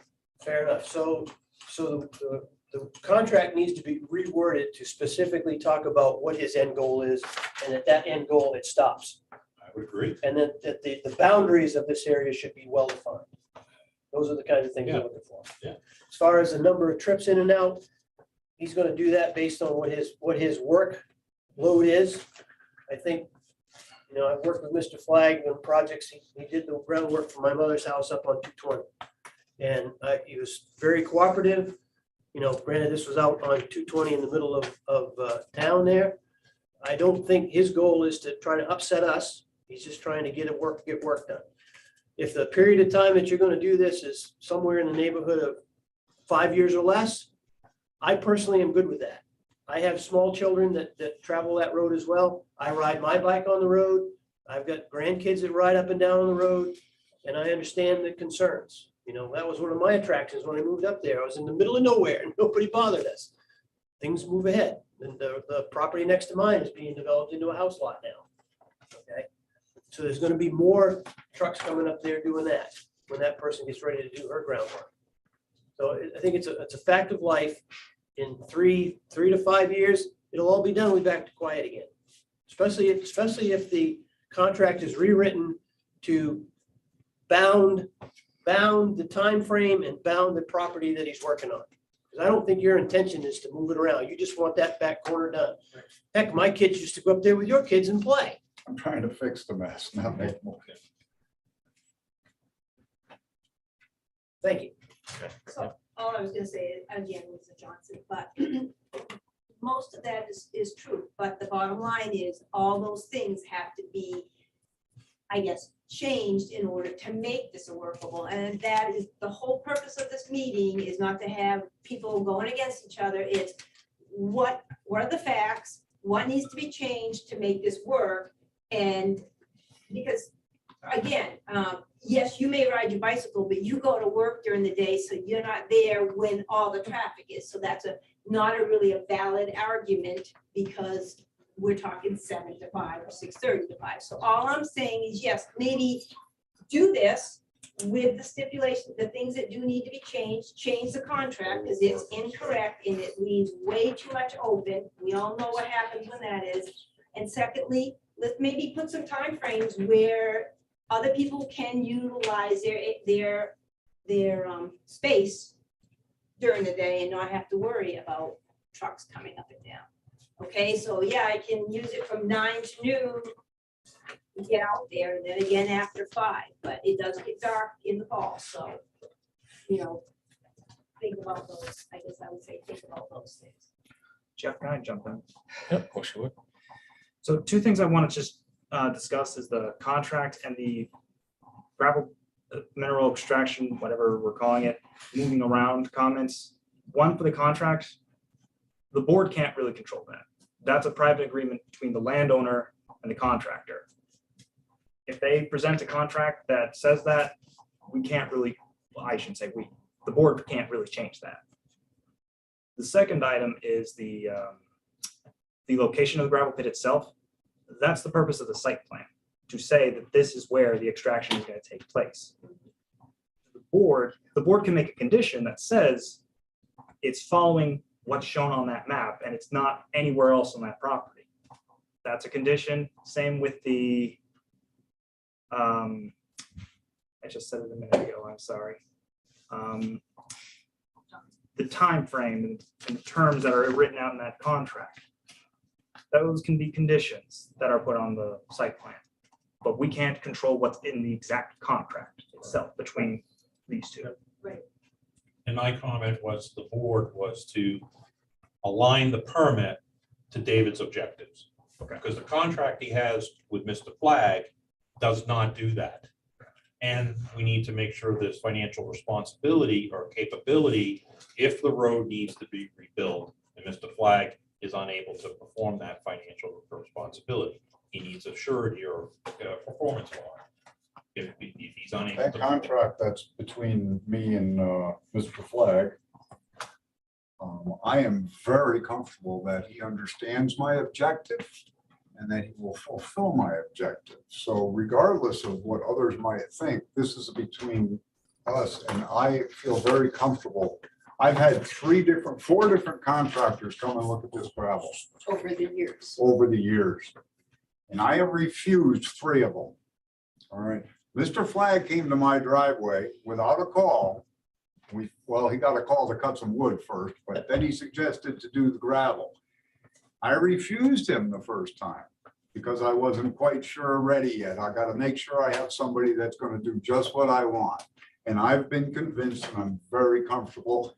As a matter of fact, I have a pretty good deposit that he's given me as a what do they call those, a bond? I have a good chunk of money that he's given me up front in case so he can't just leave me in the lurch and not finish my project the way it needs to be finished in the end. It's going to be topsoil, seeded, and well, I don't guess you'll plant the trees for me, but and as far as Christmas trees, it might be apple trees. I haven't decided yet, but it's going to be trees, okay? My whole goal is to protect my property. I want to make it beautiful more than it is. And if anybody's seen my yard, as far as property values, I will compare it to anyone on the road. And I'm very comfortable with the contract and Mr. Flagg knowing my vision. Right, and I'm just Patty Christensen. I'm just going to add that, it may be old fashioned, but he's trustworthy and we know that. And that's what matters. And that's why it took 4 contractors to sell me. Well, that's the point of a surety bond, is that Excuse me? the whole point of a surety bond is that none of that matters. Yeah, exactly. So I'm, it's Are you going to be fixed. Mr. Flagg, are you capable of providing a surety bond for repairing damage to the road? Sure am. Okay. Do you have any objection to doing that? How much of a bond would you be looking for? Honestly, I've never been on this road before. I don't know. I don't know the Who details. determined this as damage by my trucks? But the roads are posted. Right, how do you? The reason the culverts are roads are sinking, 'cause they posted just when we're not changed supposed to them. be riding on them. So, What does Sorry, that, what if does I that could have to jump do in with on this? the Yes. performance bond item.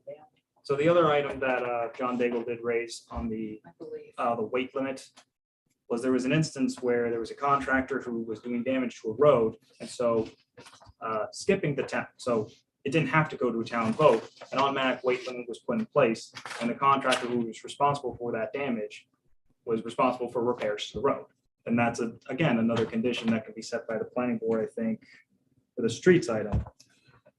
So John Dale can do an evaluation of the site of the road as is, and make a report based on that. I don't know if that would be satisfactory, but he would have a report now at least, a report that can at least be compared as the years go on and the work is done. Well, the other thing is that also the road's posted every spring for weight limits. How long is that posted for? You know? I don't Is it know. like 6 weeks? If John was He here, would know that'd be probably great. better than us. So like 6 weeks or so? Oh, no, usually starts in February and then it opens up in first of May, so. Whoa, see, he can't run, he 4 can't do months, you anything the can't whole run that. time. There won't be any trucks that whole time the road's posted from February through May also, so. And we waited till July because I didn't Yeah. feel that the road was ready in June.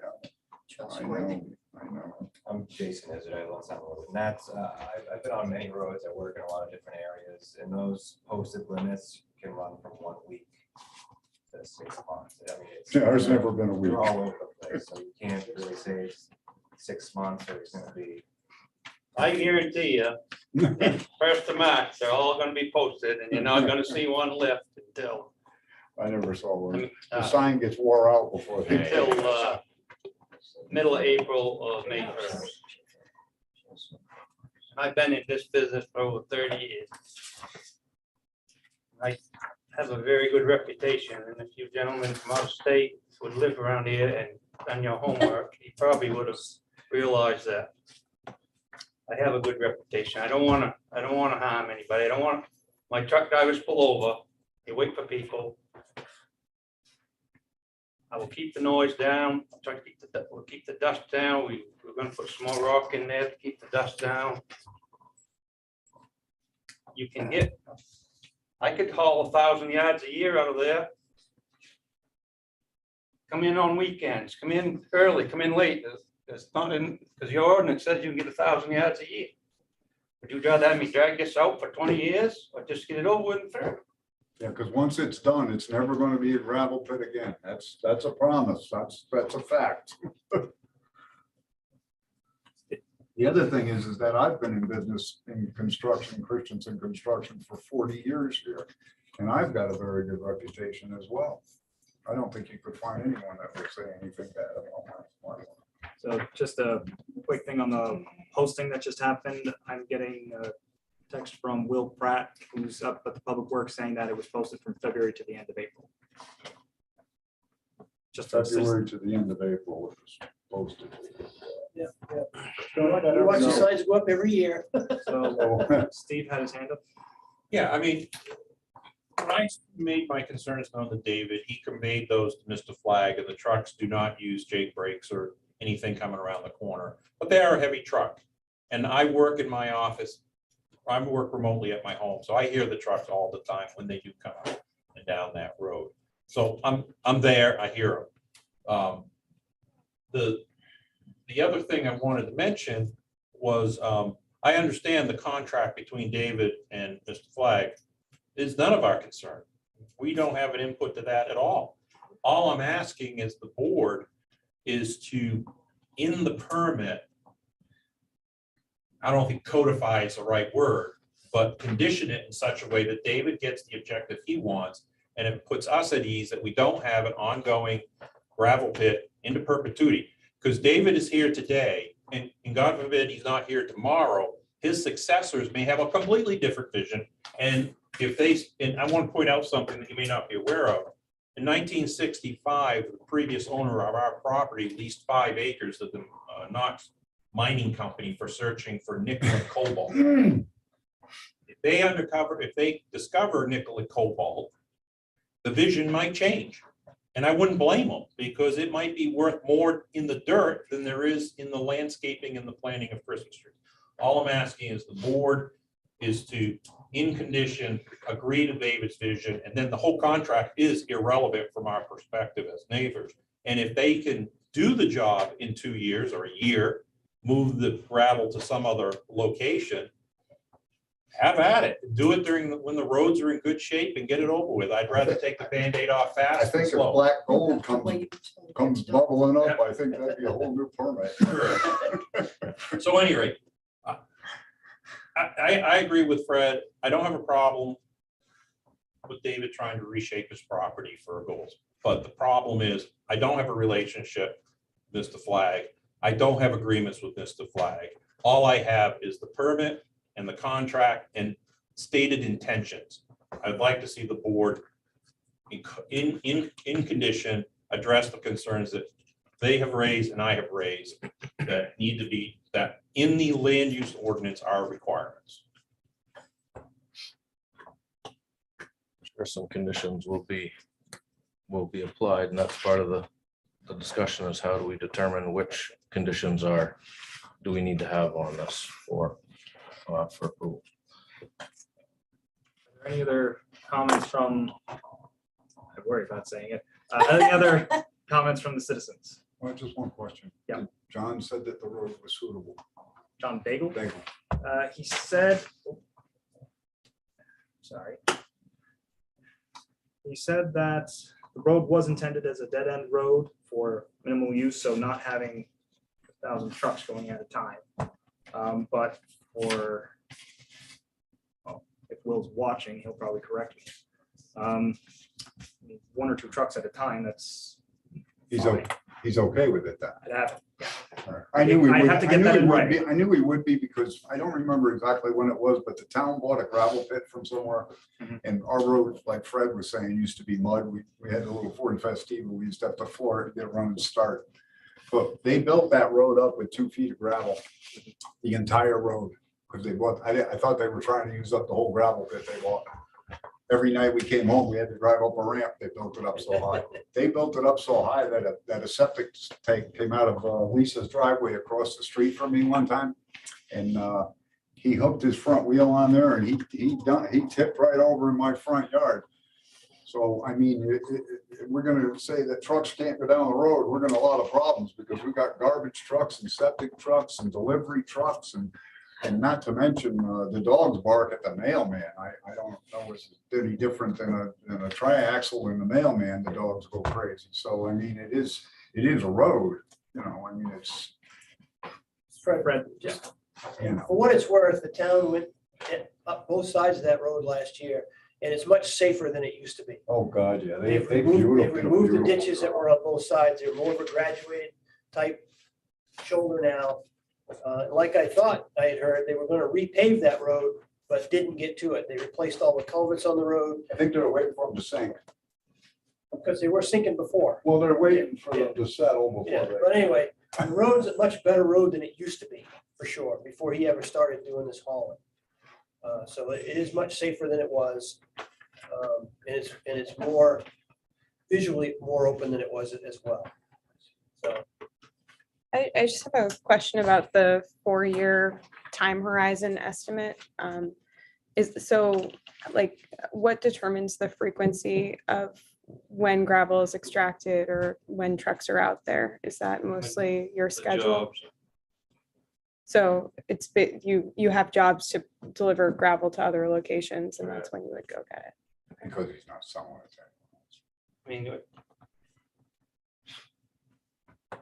I mean, you can see almost the end of the road. What is it, half a mile, quarter of a mile road? About a half mile long.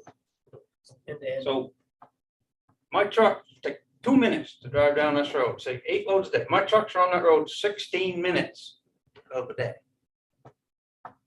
That's on a good day. Like good for you. It's on a 16 minutes. Yeah.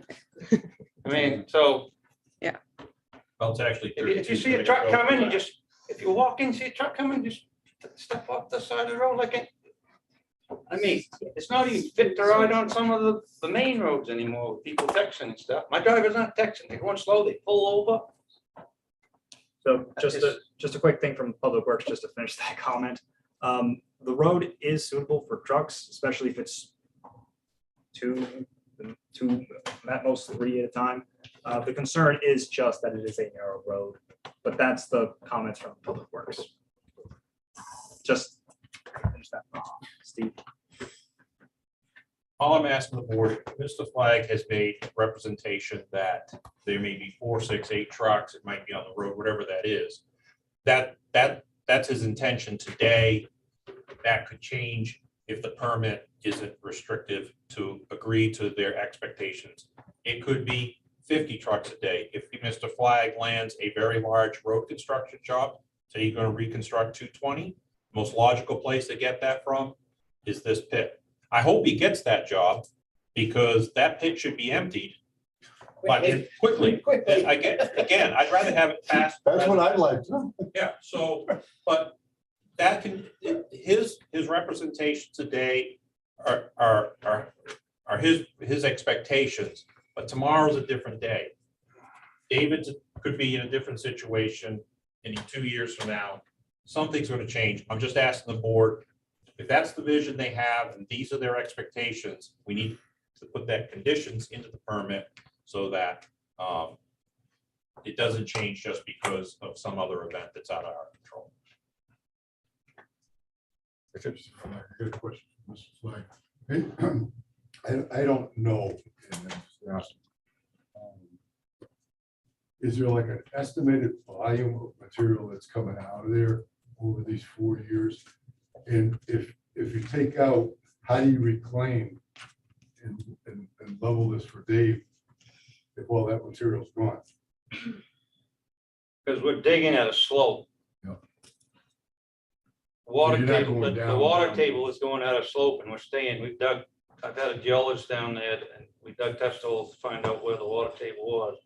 And the water table is progressively going uphill. We're staying 6-7 feet higher because it's dry now. The law says 5, so we're staying a couple feet high. So the gravel's tapering uphill. So when we're done, it's almost gonna be done. We'll just have to push the loam back over. What is your estimate for the yards that are in there? I don't have them with me. It's probably, sure. Well, I mean, you put $40,000 Yeah, into a road, well, you must have done the it's, economics. It's probably, I guess what's in the ground, you don't see it. well, we haven't test dug the whole it's thing. I test dug geometry. enough to know that it's worth it, put it that way. It's geometry because it's a shape Really? that has a volume. I understand that. So you put $40,000 into a road with no idea how much yard you're gonna pull out that of value. I have an idea, but I don't know if it's any of your business. Well, the reason I'm asking is if you feel there's 30, and I don't know what you're gonna get for your thing, for your yards, but if you say there's 3,000 yards, then we can do the simple math, 15 yards per truck. We'll know how many trips there are, right? Why don't you provide that information? It would soothe the neighborhood. It would be 1,500 yards per foot per acre. But it's tapering though. And it's tapering, correct. So it's enough for me to do what I'm doing, and I don't know why I need to discuss monetary I'm values with I'm anybody. not discussing the Well, monetary. you I'm said talking you know about how the to do quantity. the math, right? I think I'm the talking about concern, quantity. the concern is how many trucks is it gonna take to clear all Well, this stuff out of here? My Not thought- dollars. My thought is too, is that if you know the volume you're taking out of there and you're gonna grade it, and if you know how much material is coming out of there, you can almost estimate how long the project would take. Yeah. Because if you only got a small amount that's coming out to grade this out, it shouldn't take 7 years to do that. And I think it's a reasonable question because of the geometry to say there's 1,500 yards, 3,000 yards, at 15 yards a truck. There's probably 30,000 yards there. Okay, so 30,000 divided by 15. 20 to 2,000 trucks. Wait, I missed my zeros. So 2,000 truckloads over a period of, and David said that he thinks it's going to take 2 years. I hear 4 years, so let's just take 3 years. So divide 2,000 truckloads by how many days that is, and then we'll know basically what He's the. doing it. Okay, It's gonna come up to the end. so then we'll know. And we're not guessing and we're not speculating. It should have been in the permit.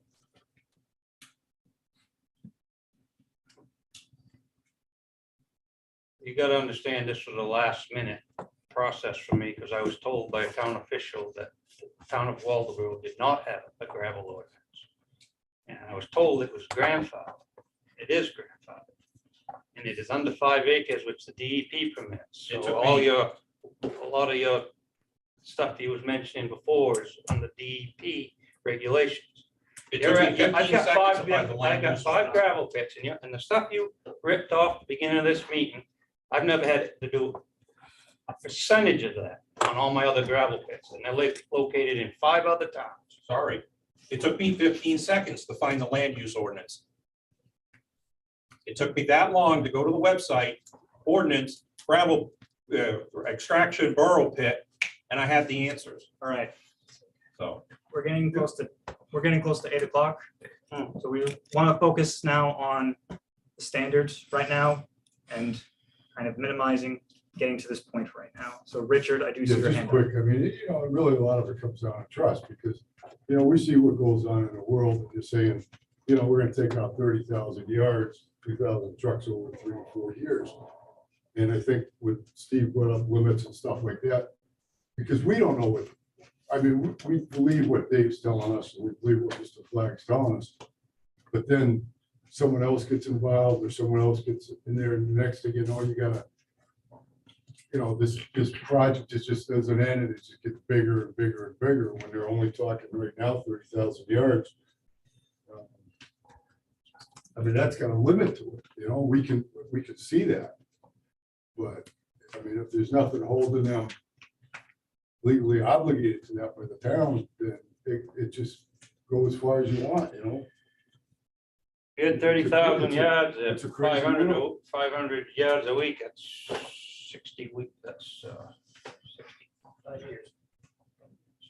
So, At least that helps. There'll be times when he's running in and out there a lot because of the job he's on, and there'll be weeks at a time, there'll be nobody there. 30,000 yards for a gravel pit is pretty puny. You think about a gravel pit that's usually worth opening is. So if I can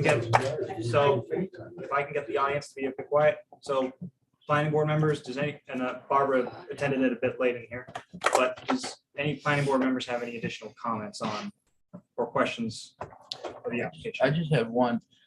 As you take the gravel out on the road, right, and they're pretty heavy, over time, does the actual act of you doing that denigrate the road and make it less safe if you keep running these with full load? I've seen on dirt roads where a pickup truck with single tires make more damage than a dump truck, because dump trucks have 14 tires and the weight's distributed. So it's okay, so it's an issue. And I'd still like to request Max a site. That's why they visit post the for roads. myself, because I'm just not getting a sense of the scope of Come the, on over tomorrow.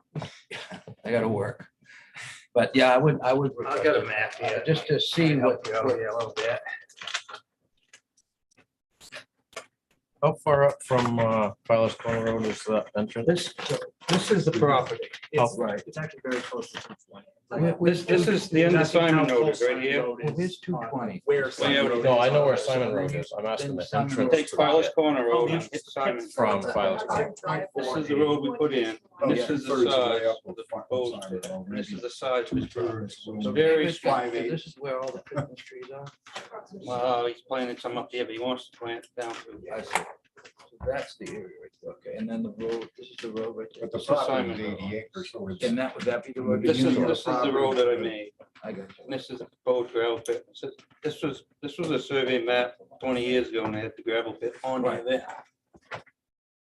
So You guys can keep that. if an ambulance or a police car or Anybody else fire wanna truck look at this? had to get in that road, or a truck was coming out, it would be no problem?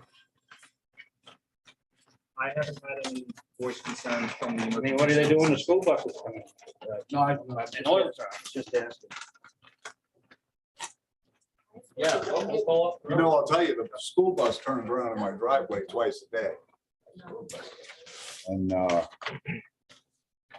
the town asked me years ago if they'd mind if I came over and fixed the end of my driveway, and I said, absolutely, but they never came, so I took care of it. I will leave this. This is pretty much on the survey. I just kind of, this is the area, the 3 acres or 4 acres. This is where we put the road. Better than the one, the other map you got. So we've got to line up some conditions. with that. Narrow it down to that's workable.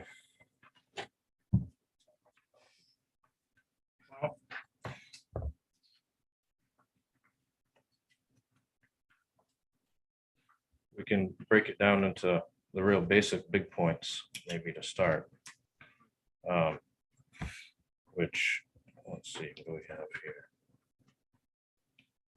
Definition of its location, which I assume that's the intention with on this hand-drawn addition to this survey. That's a defined location that will be, I think that we have to have that as within the application as something that is defined. And that's, I have no problem with you defining that. I think that, of course, I'm defining it very clearly. Sarah? This is I apologize for the controversial question / statement, but it seems to me that like this is an application to extend an existing gravel pit, but it seems also somewhat under contention whether or not there is an existing gravel pit. Is that right, Max? What's your understanding of that? This So- whole like grandfathered, but no record of it topic. So Is that relevant to what we're doing? yes, so before 1987, I believe, the town didn't have an ordinance at all. Okay. So whatever activity pretty much went at that point. Then in 1987, there was a land use ordinance that did state limits for a gravel pit. And it was a bit more restrictive than what I think we had now. I think for this one, it's if you extract 1,000 cubic yards within a year, then it has to go to the planning board. I think back then, I think it was 100, but I'd have to double check that. It's 50. It was 50 back then? Mhm. So it was 50 back then. Ed Mattson. But that's what it was back then. And if you had a gravel pit before 1987, there was a 5-year time limit for a person with an existing gravel pit or a dormant gravel pit to come to the town office and sign off on it. And I wasn't here at that point, so I don't know And you exactly said how. there was a the letter sent saying that to me. Supposedly. I'm going based on what Daryl was telling me. That's what I'm asking. Is that what they said? That's what Daryl said. Yeah. And there was an example that Daryl did show me of someone who did sign off on one. I think it was on Old County Road where it was dormant, but they wanted to still have it grandfathered. So that was an example. I think I would have done that if I got it. I bought the property knowing the gravel pit was there. I used to always say I had money in the bank. That was it, and now I'm told it's not a gravel pit. 20 years ago on that survey, it said gravel pit. If Ed Mattson was still around, he could probably show you receipts of hauling gravel out of there. The gravel's under my garage is from there. So let's say that there was never a quote unquote gravel pit back in 87 and prior. How does that change how we look at this today? If there wasn't a If gravel there pit, never was a gravel If there were pit, never- someone wants a new gravel pit. then we'd be treating this just like any other application. So that, I mean, to me, that's how, what we're looking at here. But that's just my I think opinion on that. I'm trying to understand the difference between if it's an application to expand the use of one versus it's an application to have one. Do we treat that differently? That's my question. I think the biggest problem from this came from the town official telling Daryl he didn't need a permit, go ahead. Mhm. And then him putting $40,000 worth of it into it. And then all of a sudden out of the blue, somebody's telling me they sent me a letter in 1992. When I've had a gravel pit the whole time I bought this property. It's the reason I bought, one of the reasons I bought this property. Yeah, no, understandably So what I'm saying, frustrating. that's yeah. how it all came about, because he was told to go ahead. We were going, we were in business. So whether it's just an expansion or a brand new one, it's really more of just changing the language. Okay. Of saying, we're starting a brand new one, the technical and financial capacity to have done this type of thing before. Right, So they right, can reference right, that, yeah. especially with this property. I just wanted to make sure that wasn't like a loophole or something that we needed to clarify. Basically, it sounds like the process of considering it and adding in more specific conditions and is the same in either case. Okay. Brandon, did you have your hand up? Or- I was just agreeing with what Jeff was saying. Yeah, we're not going to solve this mystery of 1992 at this meeting or probably ever. Right. The current condition is that there's no approval for a gravel pit. And that's the only fact that exists. Like whatever happened, happened. That's for the lawyer. Okay. We're certainly not going to solve it tonight. Nobody here wants to sit here and watch us argue about it. My question is, why is it still operating? Because I can haul 1,000 yards out by your ordinance. I haven't hauled 1,000 yards out yet. Okay. And I could do that any time of day, So, except, on weekends, but we haven't. so I've been trying to cooperate. just as a reference for what that's talking about, section 10.8.1.1. The removal of less than 1,000 cubic yards of material from any lot in any 12-month period, that does not have to go to the planning board for approval. How often can you do that? Every year. Every year? Every year we can haul 1,000 yards out of there without a permit. So just 30 years. Less- How So many yards have been hauled? What's that? How many yards have been hauled today? Oh, probably 400 or 500. 400. Used a lot of it on the road.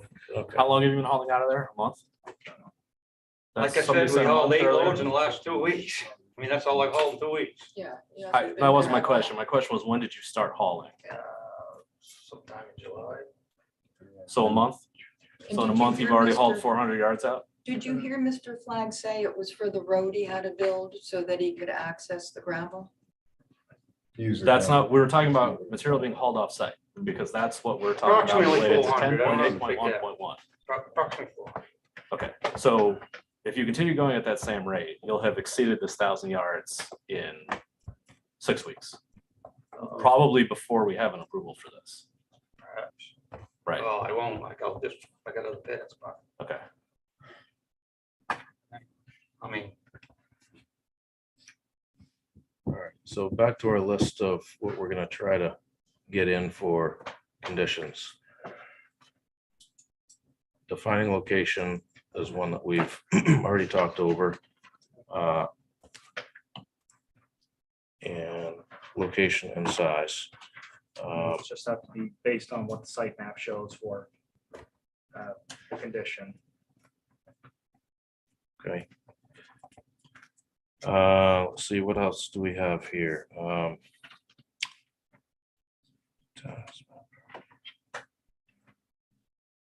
I'm not familiar with the wildlife Beginning with habitat map. questions on that, so When I looked at the map that I had in the office, the printed out map that I had in the office, it was over 200 feet. Which map were you looking at?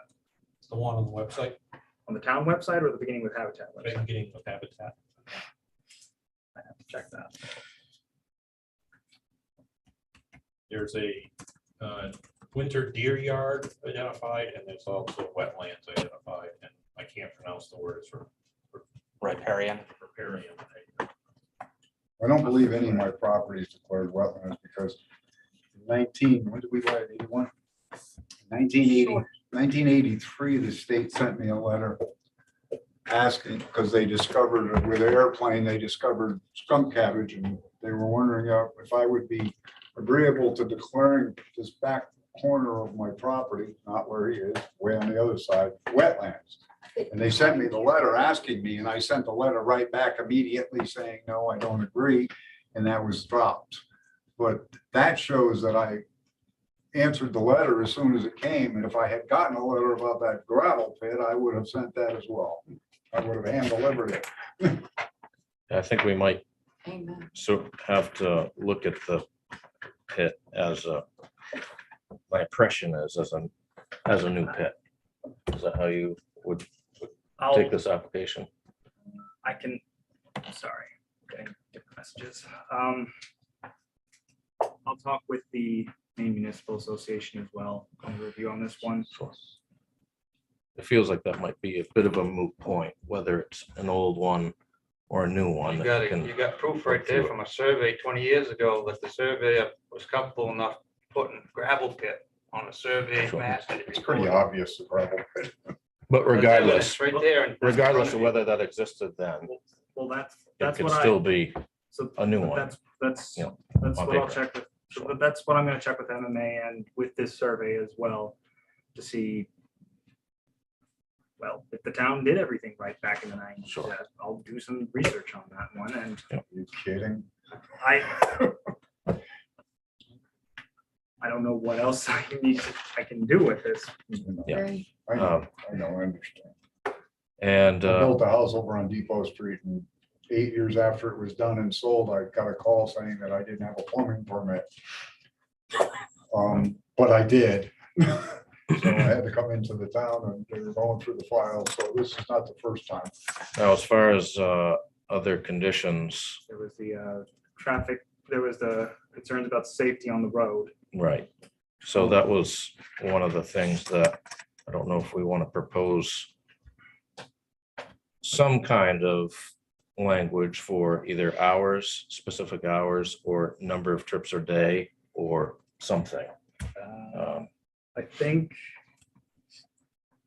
think for how the ordinance is, I think it could be limited to the hours of operation. That's what we did over in Controversy Lane for that solar farm. Daryl, were there any specific timeframes that you had in mind or suggestions? Well, we've been starting at. The latest we've started is 7. I don't think we've all passed 4. We really haven't. So the exceeded too many earliest, hours. the earliest you would say start, just. The for the earliest sake we of argument. started in this last month is 7 o'clock. Because we, Oh, okay.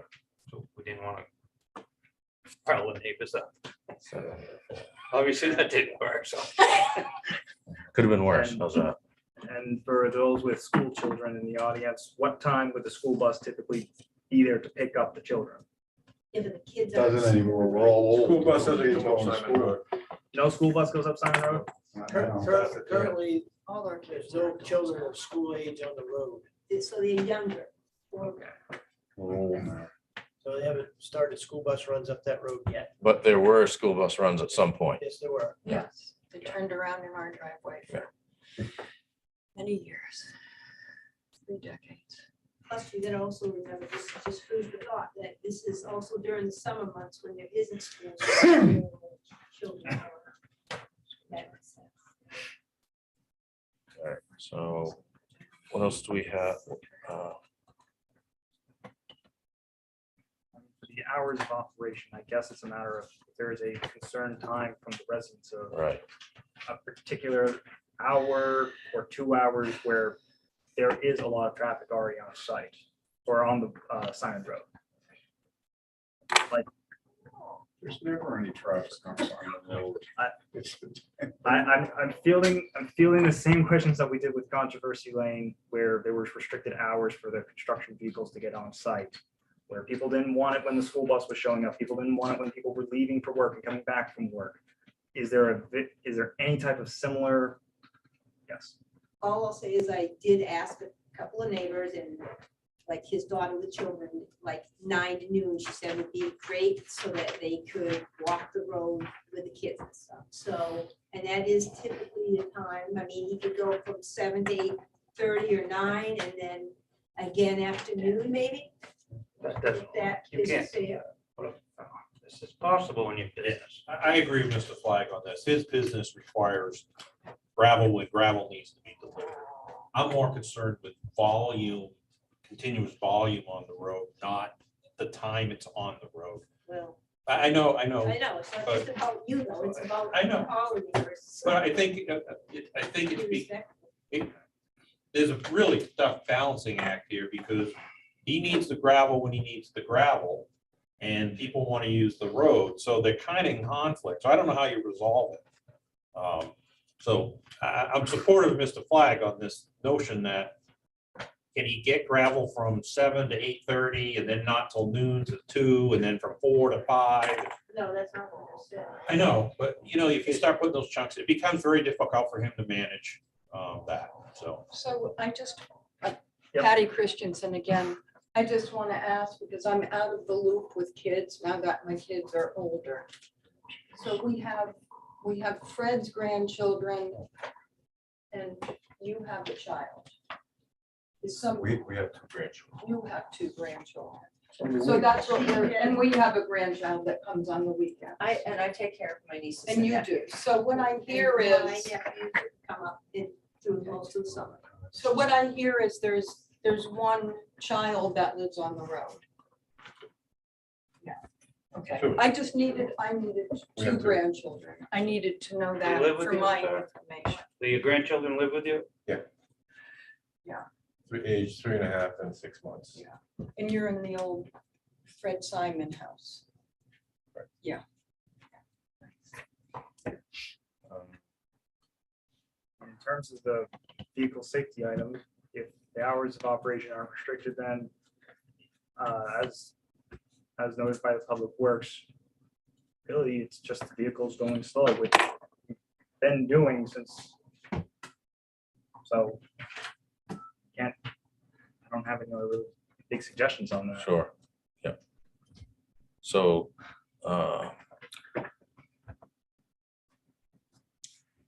okay, Max, can I say something else? Just, Yep. it isn't just about people going slow. There's no room if there's 2 vehicles on the road for anybody. There's only ditch and ticks, and I'm just gonna you don't walk it, so. No, the way you said it, ditch and ticks. Well, Sounded like- that's the okay. point. It's just no place to go. There's only, you gotta get down into the sides of the road, literally off the road. If he has she's trying to bring a stroller, where is she gonna go with those kids? And she's trying to have a 3-year-old and when you're trying to ride a bicycle, it is just difficult. And there's no easy way. I'm just saying. The there's road's no 16 time. feet wide, my truck's 8 feet wide, so you don't think you can walk that 8 feet of road? If you say, make it down to 4 feet of road. If You there's get 3 vehicles, feet in between or 4 feet in between, come on, Okay, that's ridiculous. Lisa, you want to finish the thought? Well, I just said, it's 2 vehicles, there's no place for anyone to go. And it's different when it's 2 cars versus that. It just is. We've walked it for years, we've ridden it for years, and I've watched his daughter with the kids, there's just no space. And I'm not trying to be a jerk, if there maybe even a 2-hour block for her to go and other people to go, and you just work around it at that point. I'm not asking for the whole day or anything else. 10 to 2, 10 to noon, I don't care, something, he's probably eating lunch at noon anyway, so So, I don't know. of the 16 minutes that my trucks are gonna be coming up and down this road, or maybe say 20, then of the whole day.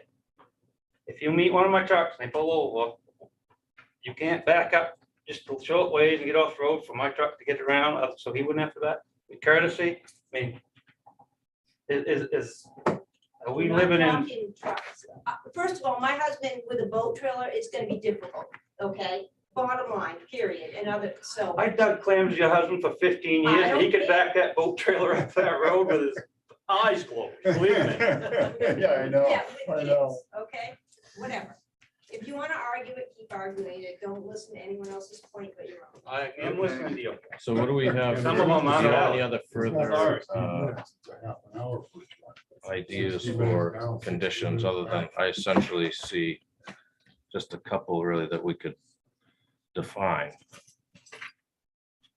So Was I there think, something to do about bonding? Or There was mention of bond, There but was a bond, I don't know. But under- Performance bond, is that reasonable?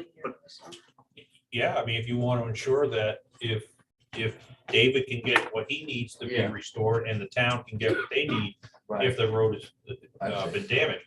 I would actually encourage Mr. Flag to want to have the road study done so that he isn't blamed for the compression of the culverts that's going on where they're starting to dip. That's a pre-existing condition. There's pre-existing cracks in the roads and patches. I would assume that he wouldn't want to, 2 years from now, somebody say, you did that to those culverts, you did that with cracks.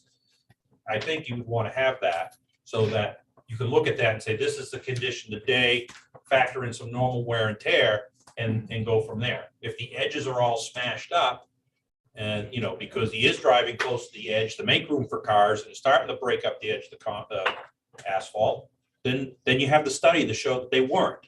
So I think that would be a reasonable thing that he would want to have, is at least a documentation, pictures, and an opinion from somebody that says this is the condition of the road today. Well, we could take pictures of the road and then you'd have that in. Drive from one end to the other with a video camera. That's right. A drone. But the culverts are something they put new ones in, you know, and they compact them. And I think they did that on purpose. Yeah, but 2 years from now, Dave, somebody's going to assume that those culverts were smashed down because of the trucks going over. And then we're going to be able to show, no, they were sinking already. So I think it's something that you wanted I to think have. pictures is a good idea. I think you want to have that in place. So earlier I was suggesting Public Works does a site walk of the site. Is that Yeah, sufficient? I called it a road engineering study, but go through the road and document its current condition and any trouble spots that could arise, soft areas or whatever. So Mr. Flag knows That'll be a condition. that he shouldn't probably operate in this area if he doesn't want to get blamed for the damage. And that's what I just want to have clarified. You're not asking for a third party. You're fine with Public Works doing that. Yes, if the road is damaged, Public Works is going to repair it. Yep. And if they have to resurface and repair the road, Mr. All right. Flag is going to be, under the ordinance, would be held liable, but he wants that to show that I didn't do that damage, it pre-existed. All right, that's just part of the condition that we just wanted to clarify that Public Works would be fine. Don't have to do a third party then. Barbara, are you able to unmute and ask your question? Because I saw it pop up, but I can't. It's gone. There was a question earlier about if that survey was scanned and available, and I didn't have one. I think it's a new question. It was about like the neighbors on the road. Yeah, can you hear me? Yeah. Yep. Yeah, since I don't have a survey and I don't, in the images that I am looking at are pretty dark. I'm just curious, I know it's a short road, but what percentage of neighbors are attending this meeting? Is it everybody or is it just adjacent property owners or? Only two missing, Scott. It's the people that live on Simon Road. Oh, can she hear me? Yeah, she can hear me. Yeah. I can hear everything. 90% of us are here. About 90%. 90%, that's quite a turnout. Okay. I was curious. So it would seem to me with the interest here that everybody would want to stay friendly. So setting up some sort of guidelines for,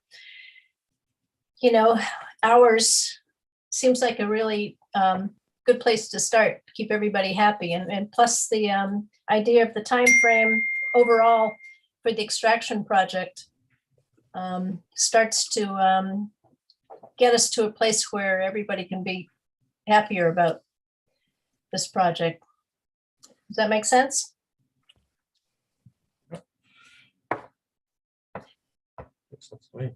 So conditions so far are limited to following the site plan as it's shown where the gravel pit is. It can't be anywhere else on that property pretty much outside of what's proposed on the site plan. And John Daigle or Public Works, I should say, will have a written evaluation of the site, including the culverts. Any other notes for the Simon Road evaluation that Steve? Yeah, I recommended an ambient sound study that under the section of the ordinance that if it's not defined, a rural area is not defined. And the primary reason for that, public traffic on a public road is excluded from that study. So we're not talking about truck noise. Well, the primary reason I want to have that in place is a screening operation does generate noise. And there's an interest in possibly running some screening. He said there's no interest in rock crushing, so I think that should be a condition of the permit that we know rock crushing. But if you are running a screening operation, it should fall within the sound limits of the ordinance. The only way to establish the sound limits is to have an ambient noise study as defined in the ordinance. And then they figure it from there. I don't think normal front end loader scooping up and dumping gravel into a truck in the area that it's in, it would generate The noise, I don't know. That's part of the question. I don't know how noisy things is. I can't even hear them, and right in my house next to them, they're down in a hole, I can't even hear that they're there. You can turn up your hearing aid.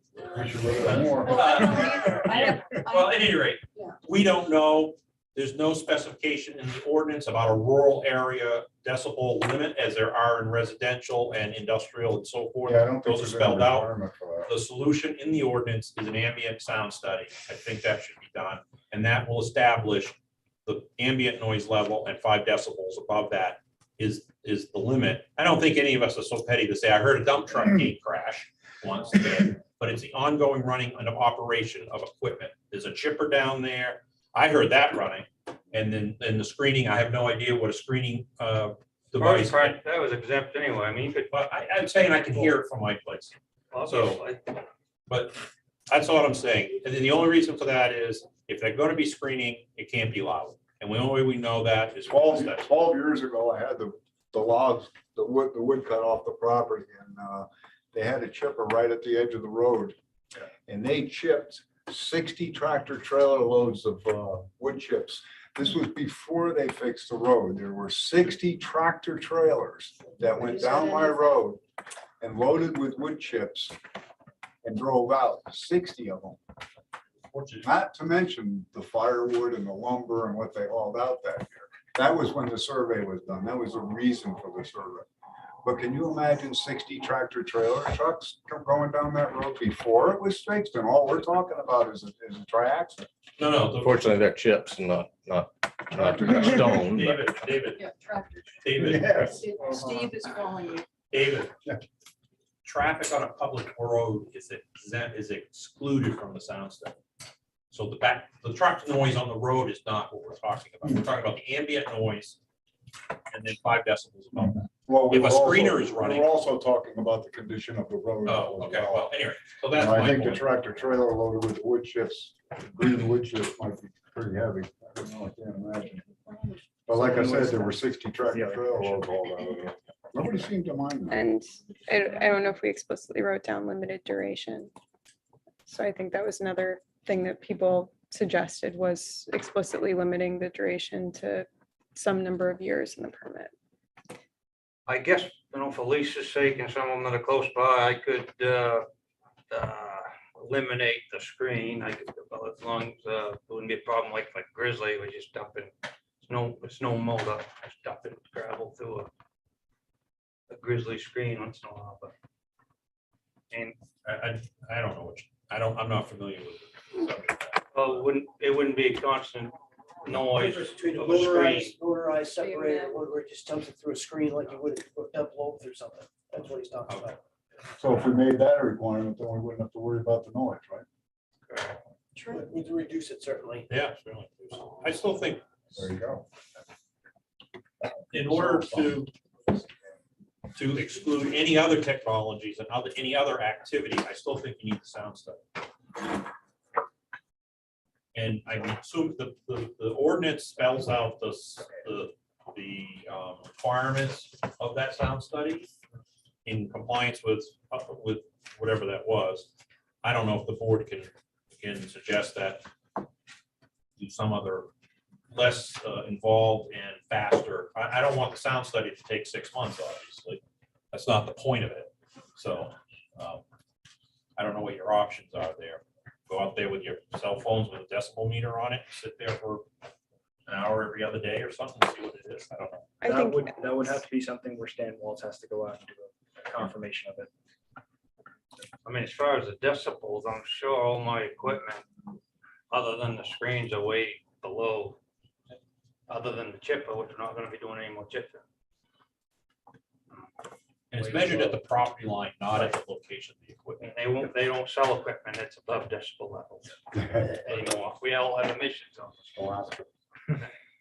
But it spells it right out in the Right. drainage ordinance. So, Commission on, I'm willing to bend a little, but I mean, I can understand the screen running all day, but, I got other pits, I don't have to have a screen. How far is your other pit, the closest other pit?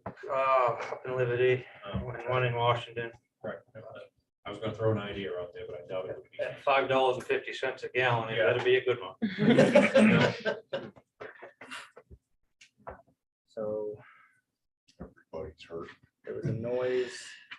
safety.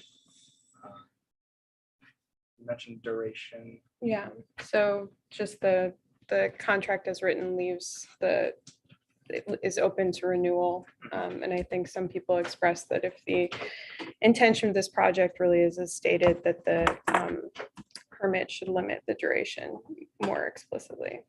I would even say that if they needed more Should time, say it has to come back they from the need board to just by limit the extension. Sorry. The time. That's fine. Yeah, just be consistent with the Right. stated intention of the project. I'm sorry, I just couldn't hear. Yeah, I'm sorry. I hear low tones really well, so don't do. Okay.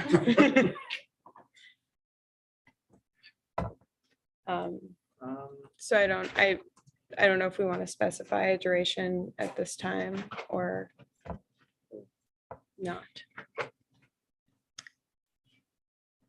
But that's, We may as well, so that we can get on with things. Oh, I'm sorry.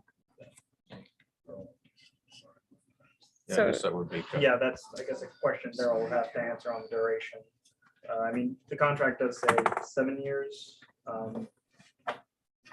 You have an issue on that condition that after 7 years, if it's still going on, it has to just be amended or renewed, coming to the planning board. I mean. Do I have a, what's, So the concern is that after the 7-year period, there's the term in the contract for renewing it and to continue using the extraction.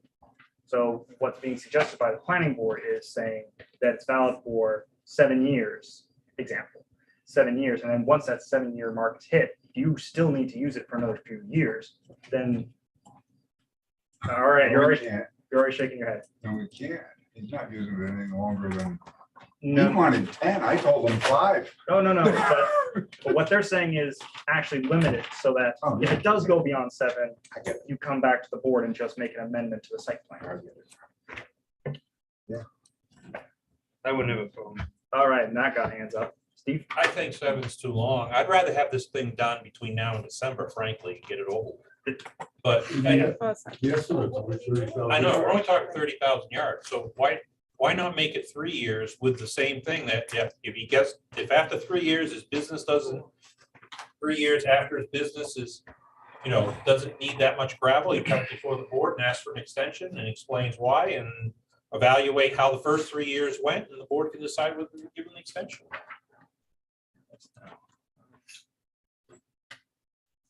I think Dave would like to have it done in 1 year. I'd like to have it Yeah, done but I want tonight. it done right. Yeah. I want it done correctly though, so, I mean, I don't want to. It all comes down to where my jobs are, here we go again. I'm not, at $5.50 a gallon, I'm not gonna. I think we If I got jobs down this way, which I have a lot of them, we'll call from there, but if it's up Washington Way, I'll give it to them. Give Mr. Flag the next road job for Waldeboro when we're done with this. So, Don't Won't think be I'm happy allowed, with me for about 3 months. I was about to say, I don't think I'm allowed to do that at this meeting. I'd rather have heavy traffic for 3 months and get it over with than have this thing drag on for 3 years, 4 years, 7 years, 50 years. I don't know. So I would ask the board to consider 3 years with a revisit to that.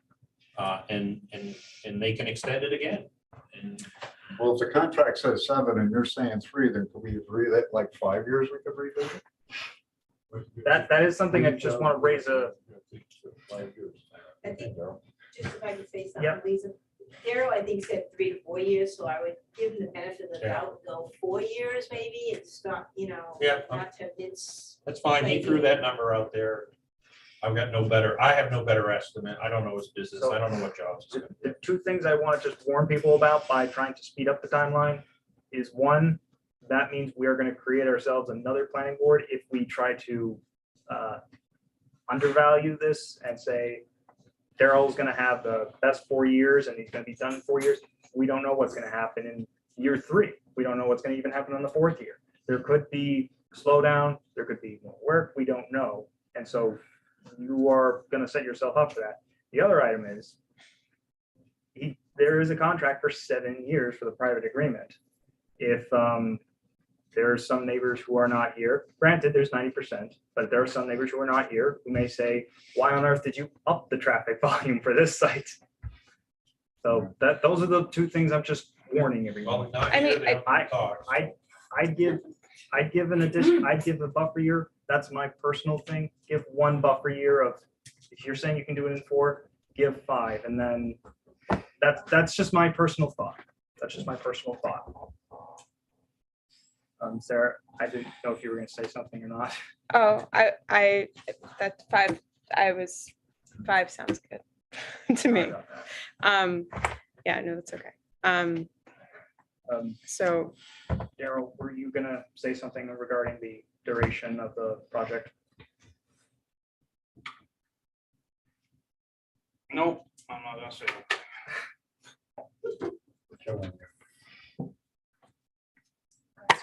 So we want to put that in as 5 years. Do we have any like serious naysayers on that, or if we want to put that as a condition?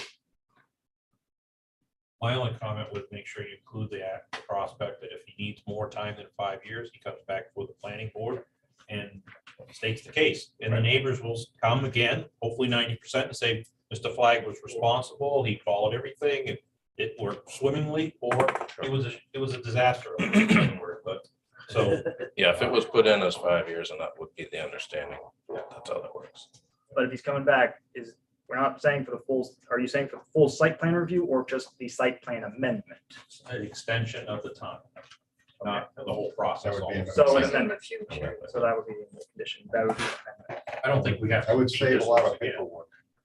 Yes, it would. I noticed your panic So is look that, there. is that 5 years from when this gets approved? Because it might be 3 years before it gets approved. Funny man. I thought they were gonna do it tonight. Not yet. I thought it was simple. Okay, so So what conditions are we at? What are the conditions that are listed so far? what I have is, the one other thing was you were going to see about what you could find about wildlife, beginning sorting of that habitat out of it. maps. Yeah. Yeah. So that's I The don't know how you write that as the, a condition, but wetlands over 250 feet away. And Geologist there check, is I had a no geologist check that wildlife with the water. whatsoever anymore where he Do is. you have a written statement from that geologist? I can get one. That would be appreciated. so we could write it as that, as providing a written. I think the ordinance is pretty clear that it has to come from beginning with habitat. If you look at the ordinance, it's pretty clear. It can't come from somebody. It has to be there. I don't remember the specific language, but in the ordinance, it said exactly what you have to do with regards to bringing it beforehand, whatever it is. I can't remember. So I guess that's a little research. Yeah, so I'd say it's a research item. Yeah. So that's not. So I wouldn't Beginning call with that habitat. Yeah. It's not really condition yet No. because we can't define it. But I think there's enough other conditions that, This would likely have to be similar to what we've done with, what we just did with 1540 Atlantic Highway, where a lot of conditions and the site plan will just have to be updated Yep. Yep. by the next meeting, and then it can be formally approved at that meeting. With all the noted conditions and any research done for this meeting. we've already discussed as far as location goes on the plan with dimensions, right? It's not just a hand-drawn No, kind of a rough idea. So that would be one location definition on-site map.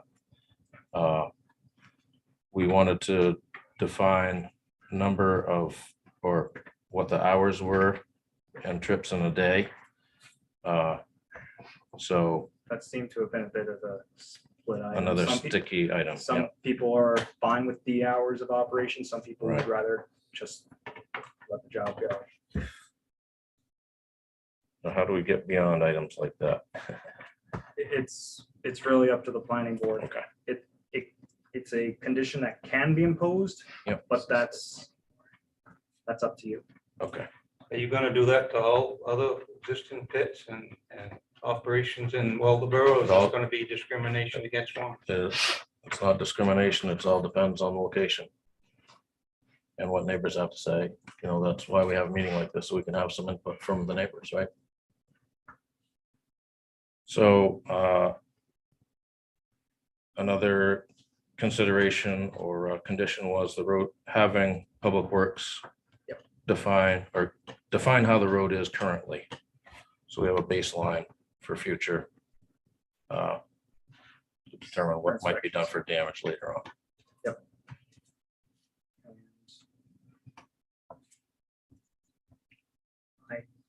Bond. The bond, there was a liability insurance item that's presented to the code enforcement officer. We're speaking on a separate item. I haven't found a way that we can compel a surety bond. Yeah, that was something that I kind of got from legal back with, again, the solar farm, where is something that should be in the ordinance when we're talking about bonds.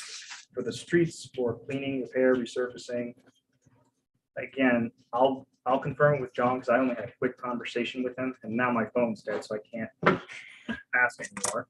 But I believe what John said was if it is damage, it's a state statute that it then falls to, where it's just automatically triggered. But I'd have to confirm that. Okay. So, yep. The ordinance is clear that there needs to be an indication of technical financial capabilities to undertake the project. I don't expect, nor would I want Mr. Flagg to disclose his financial assets and everything else to show he has the financial wherewithal. The surety bond or the performance bond allows that part of the ordinance to be met without him disclosing his private information. Otherwise, you have to find a way to address 3.5.2.10.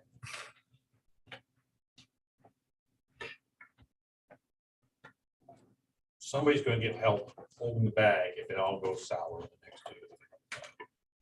We don't know the economy. So,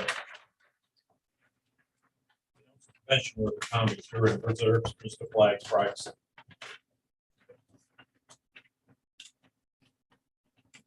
so it's still the question of whether that can be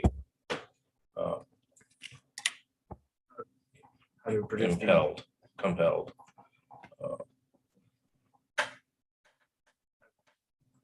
Again, that falls on the board on how you find that satisfactory. Sure.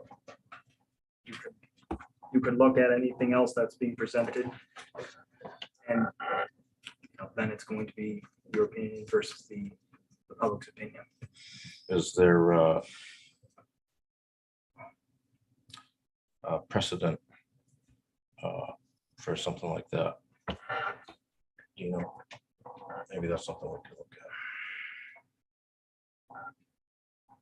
Usually it hasn't been a performance bond. Sometimes some people have just gotten a letter from their institution, from a financial institution. Letter of credit? Yeah. Provided the account's available 4 years from now. So you're in my realm. Okay, so we gotta figure that one out too. A lot of open-ended things here. I think everything else covers. About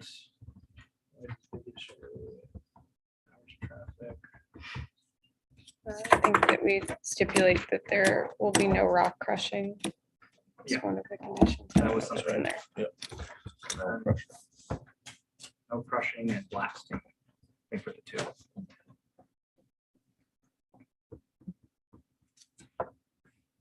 Okay, well, where do we go from here? So can you read the conditions first that we have? Okay, so defining the location of the pit Mhm. on site map with dimensions. The ones that we know of, having Daigle survey the road Yep. for a baseline. Did we agree on having Stan handle the noise consideration? I believe, right? Code enforcement officers responsible for noise level testing. Okay, CEO will test for noise. We agreed that we could go for a 5-year agreement on this. And then after that, if you guys need to have it extended, then that would be an amendment before us, the board. And you just mentioned reminder of no pressure or blasting. And so the ones that we're not, Those would be the conditions. Everything else would have to be amendment, corrections to the site plan that was presented to us. okay, so site plan corrections.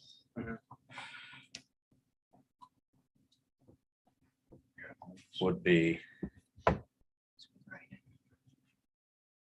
I'll share it after the meeting. Or Friday, I should say. For the corrections, it's from beginning with habitat maps, technical and financial capabilities.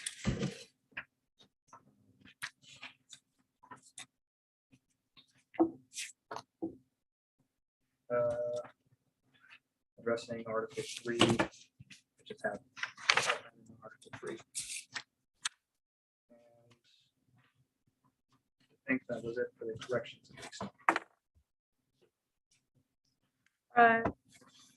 There was one other mention that not more than 1 acre would be open at a time, which isn't explicitly stated in the contract, but it was another condition that people raised. Okay.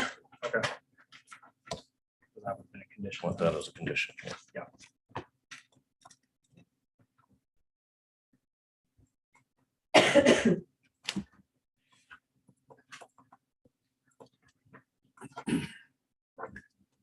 So That's on the new part, right? I mean, there's probably already a half acre already there when I got there, so. Yeah, this would be on the new area. The new area. Yeah. It's pretty much where we're starting right now. So are there any comments from the, yep, I just want to know if you guys are gonna at least give us a couple hours, 9 to 11 or something that we can move up and down the road without worrying. about it. Unfeasible for us.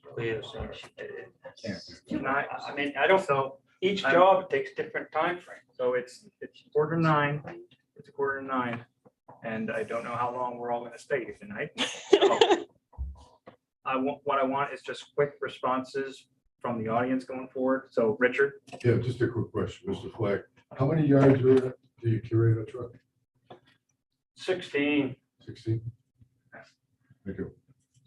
so very quickly, if I can hear from the residents who haven't weighed in on those hours of operations part, can I get some opinions on yay on the limited hours of operations or nay to allow operation as is? And just to get feedback, if anyone would like to speak. Jason, I'm gone 6 a.m. to 6 p.m. My concerns are with the family that has to be there during the day. Okay.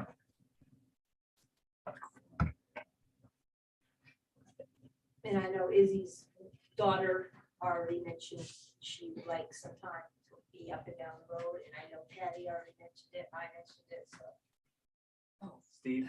I'm very sympathetic to Mr. Flagg's operational coordination, if you want to call it, management of his jobs and his businesses. Do you normally have guys that take lunch breaks and would be off the road anyways? Some guys don't, they eat when they stop for fuel or. I mean, are you gonna tell me that you're gonna walk the only time you're gonna walk is 9 o'clock to 10? Really? Come on. No, but there's people who want to walk. If we knew that, we have lots of people in Filo's Corner who walk that road every day also. I've been driving down that road for a month, quite a lot, and I haven't seen one person walking. Sorry. Ask Diane Lewis and other people, so. Fred Merrifield. I wish And Diana if they was are here. walking, we'll She's pull over and let them go by. It's not a big deal. Fred? I am, as Stan said, sympathetic to his needs for business acuity. All I would ask is, and I'm sure he's already doing it, that his truck drivers, before they pull out and go down the road, take a look. Yes. Nobody there, go. If you see people there, wait for them to pass. That's all I'd ask is don't, if they actively see somebody walking down the road that they can see, because you can see almost the whole length of that road from his driveway. that they either wait or pull down and pull over and wait for the person to walk by. Pull over as much as they can, let them walk by or drive by. That road, yes, it's narrow, but it is wide enough for two vehicles to go by. We're already doing that. Yep, And that's all I'm asking. But also, like, if you're coming off Violet's Corner Road and you see a dump truck coming, why can't you just wait a minute till we get down to there? I often Same goes both do when I ways. see my neighbors coming. So I'll maybe pull gonna over and take let out them of go your by. day, out of my 16 minutes I'm on the road. Sorry. So Daryl, just the original time you said, was it 7 or 8 to 4 p.m. that you usually operate? 7 to 4. So that can be a placeholder at least until there's a Usually final. 7 to 5. Usually it's 6 to 5. Okay. On my other pit. So usually sometimes at 5 to dark. But this pit, we've been going 7 to 5. Yeah, 7 to 5 or 7 to 4 really. Maybe because my house is right next to you. So, this pit, I've been going shorter hours just to appease people, other than my pits and everyone else that I know always starts at 6 and goes to whatever. I've been trying to be aware of what's going on and just trying to limit. We haven't worked one weekend in the month. More weekends and 7 to 4, might, once in a while, might be a truck a little late or something, might go over a little bit, but. Daryl, excuse me for interrupting. I heard somebody in the back comment that you said 5. I think it was you were just mixed up. You've been doing 7 to 4. Yes. Okay.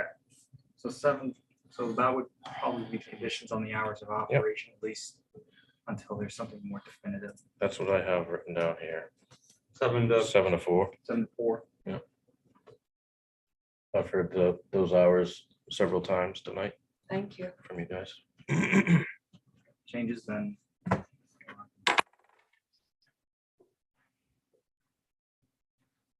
there any other conditions or comments or updates to the site plan? You're gonna give me enough, you're gonna give me all the changes I need to make enough time so I can be ready for the next meeting. Yep. I'll call you tomorrow and go through these items. Or I can send an email. That would be for. When is the next meeting? Second Thursday, so September 9th, I think. In a month. We're going to be in Boston. I'll go by myself. I can provide a Zoom link if you'd like to attend remotely. Oh. So Thursday is the 8th. The 8th.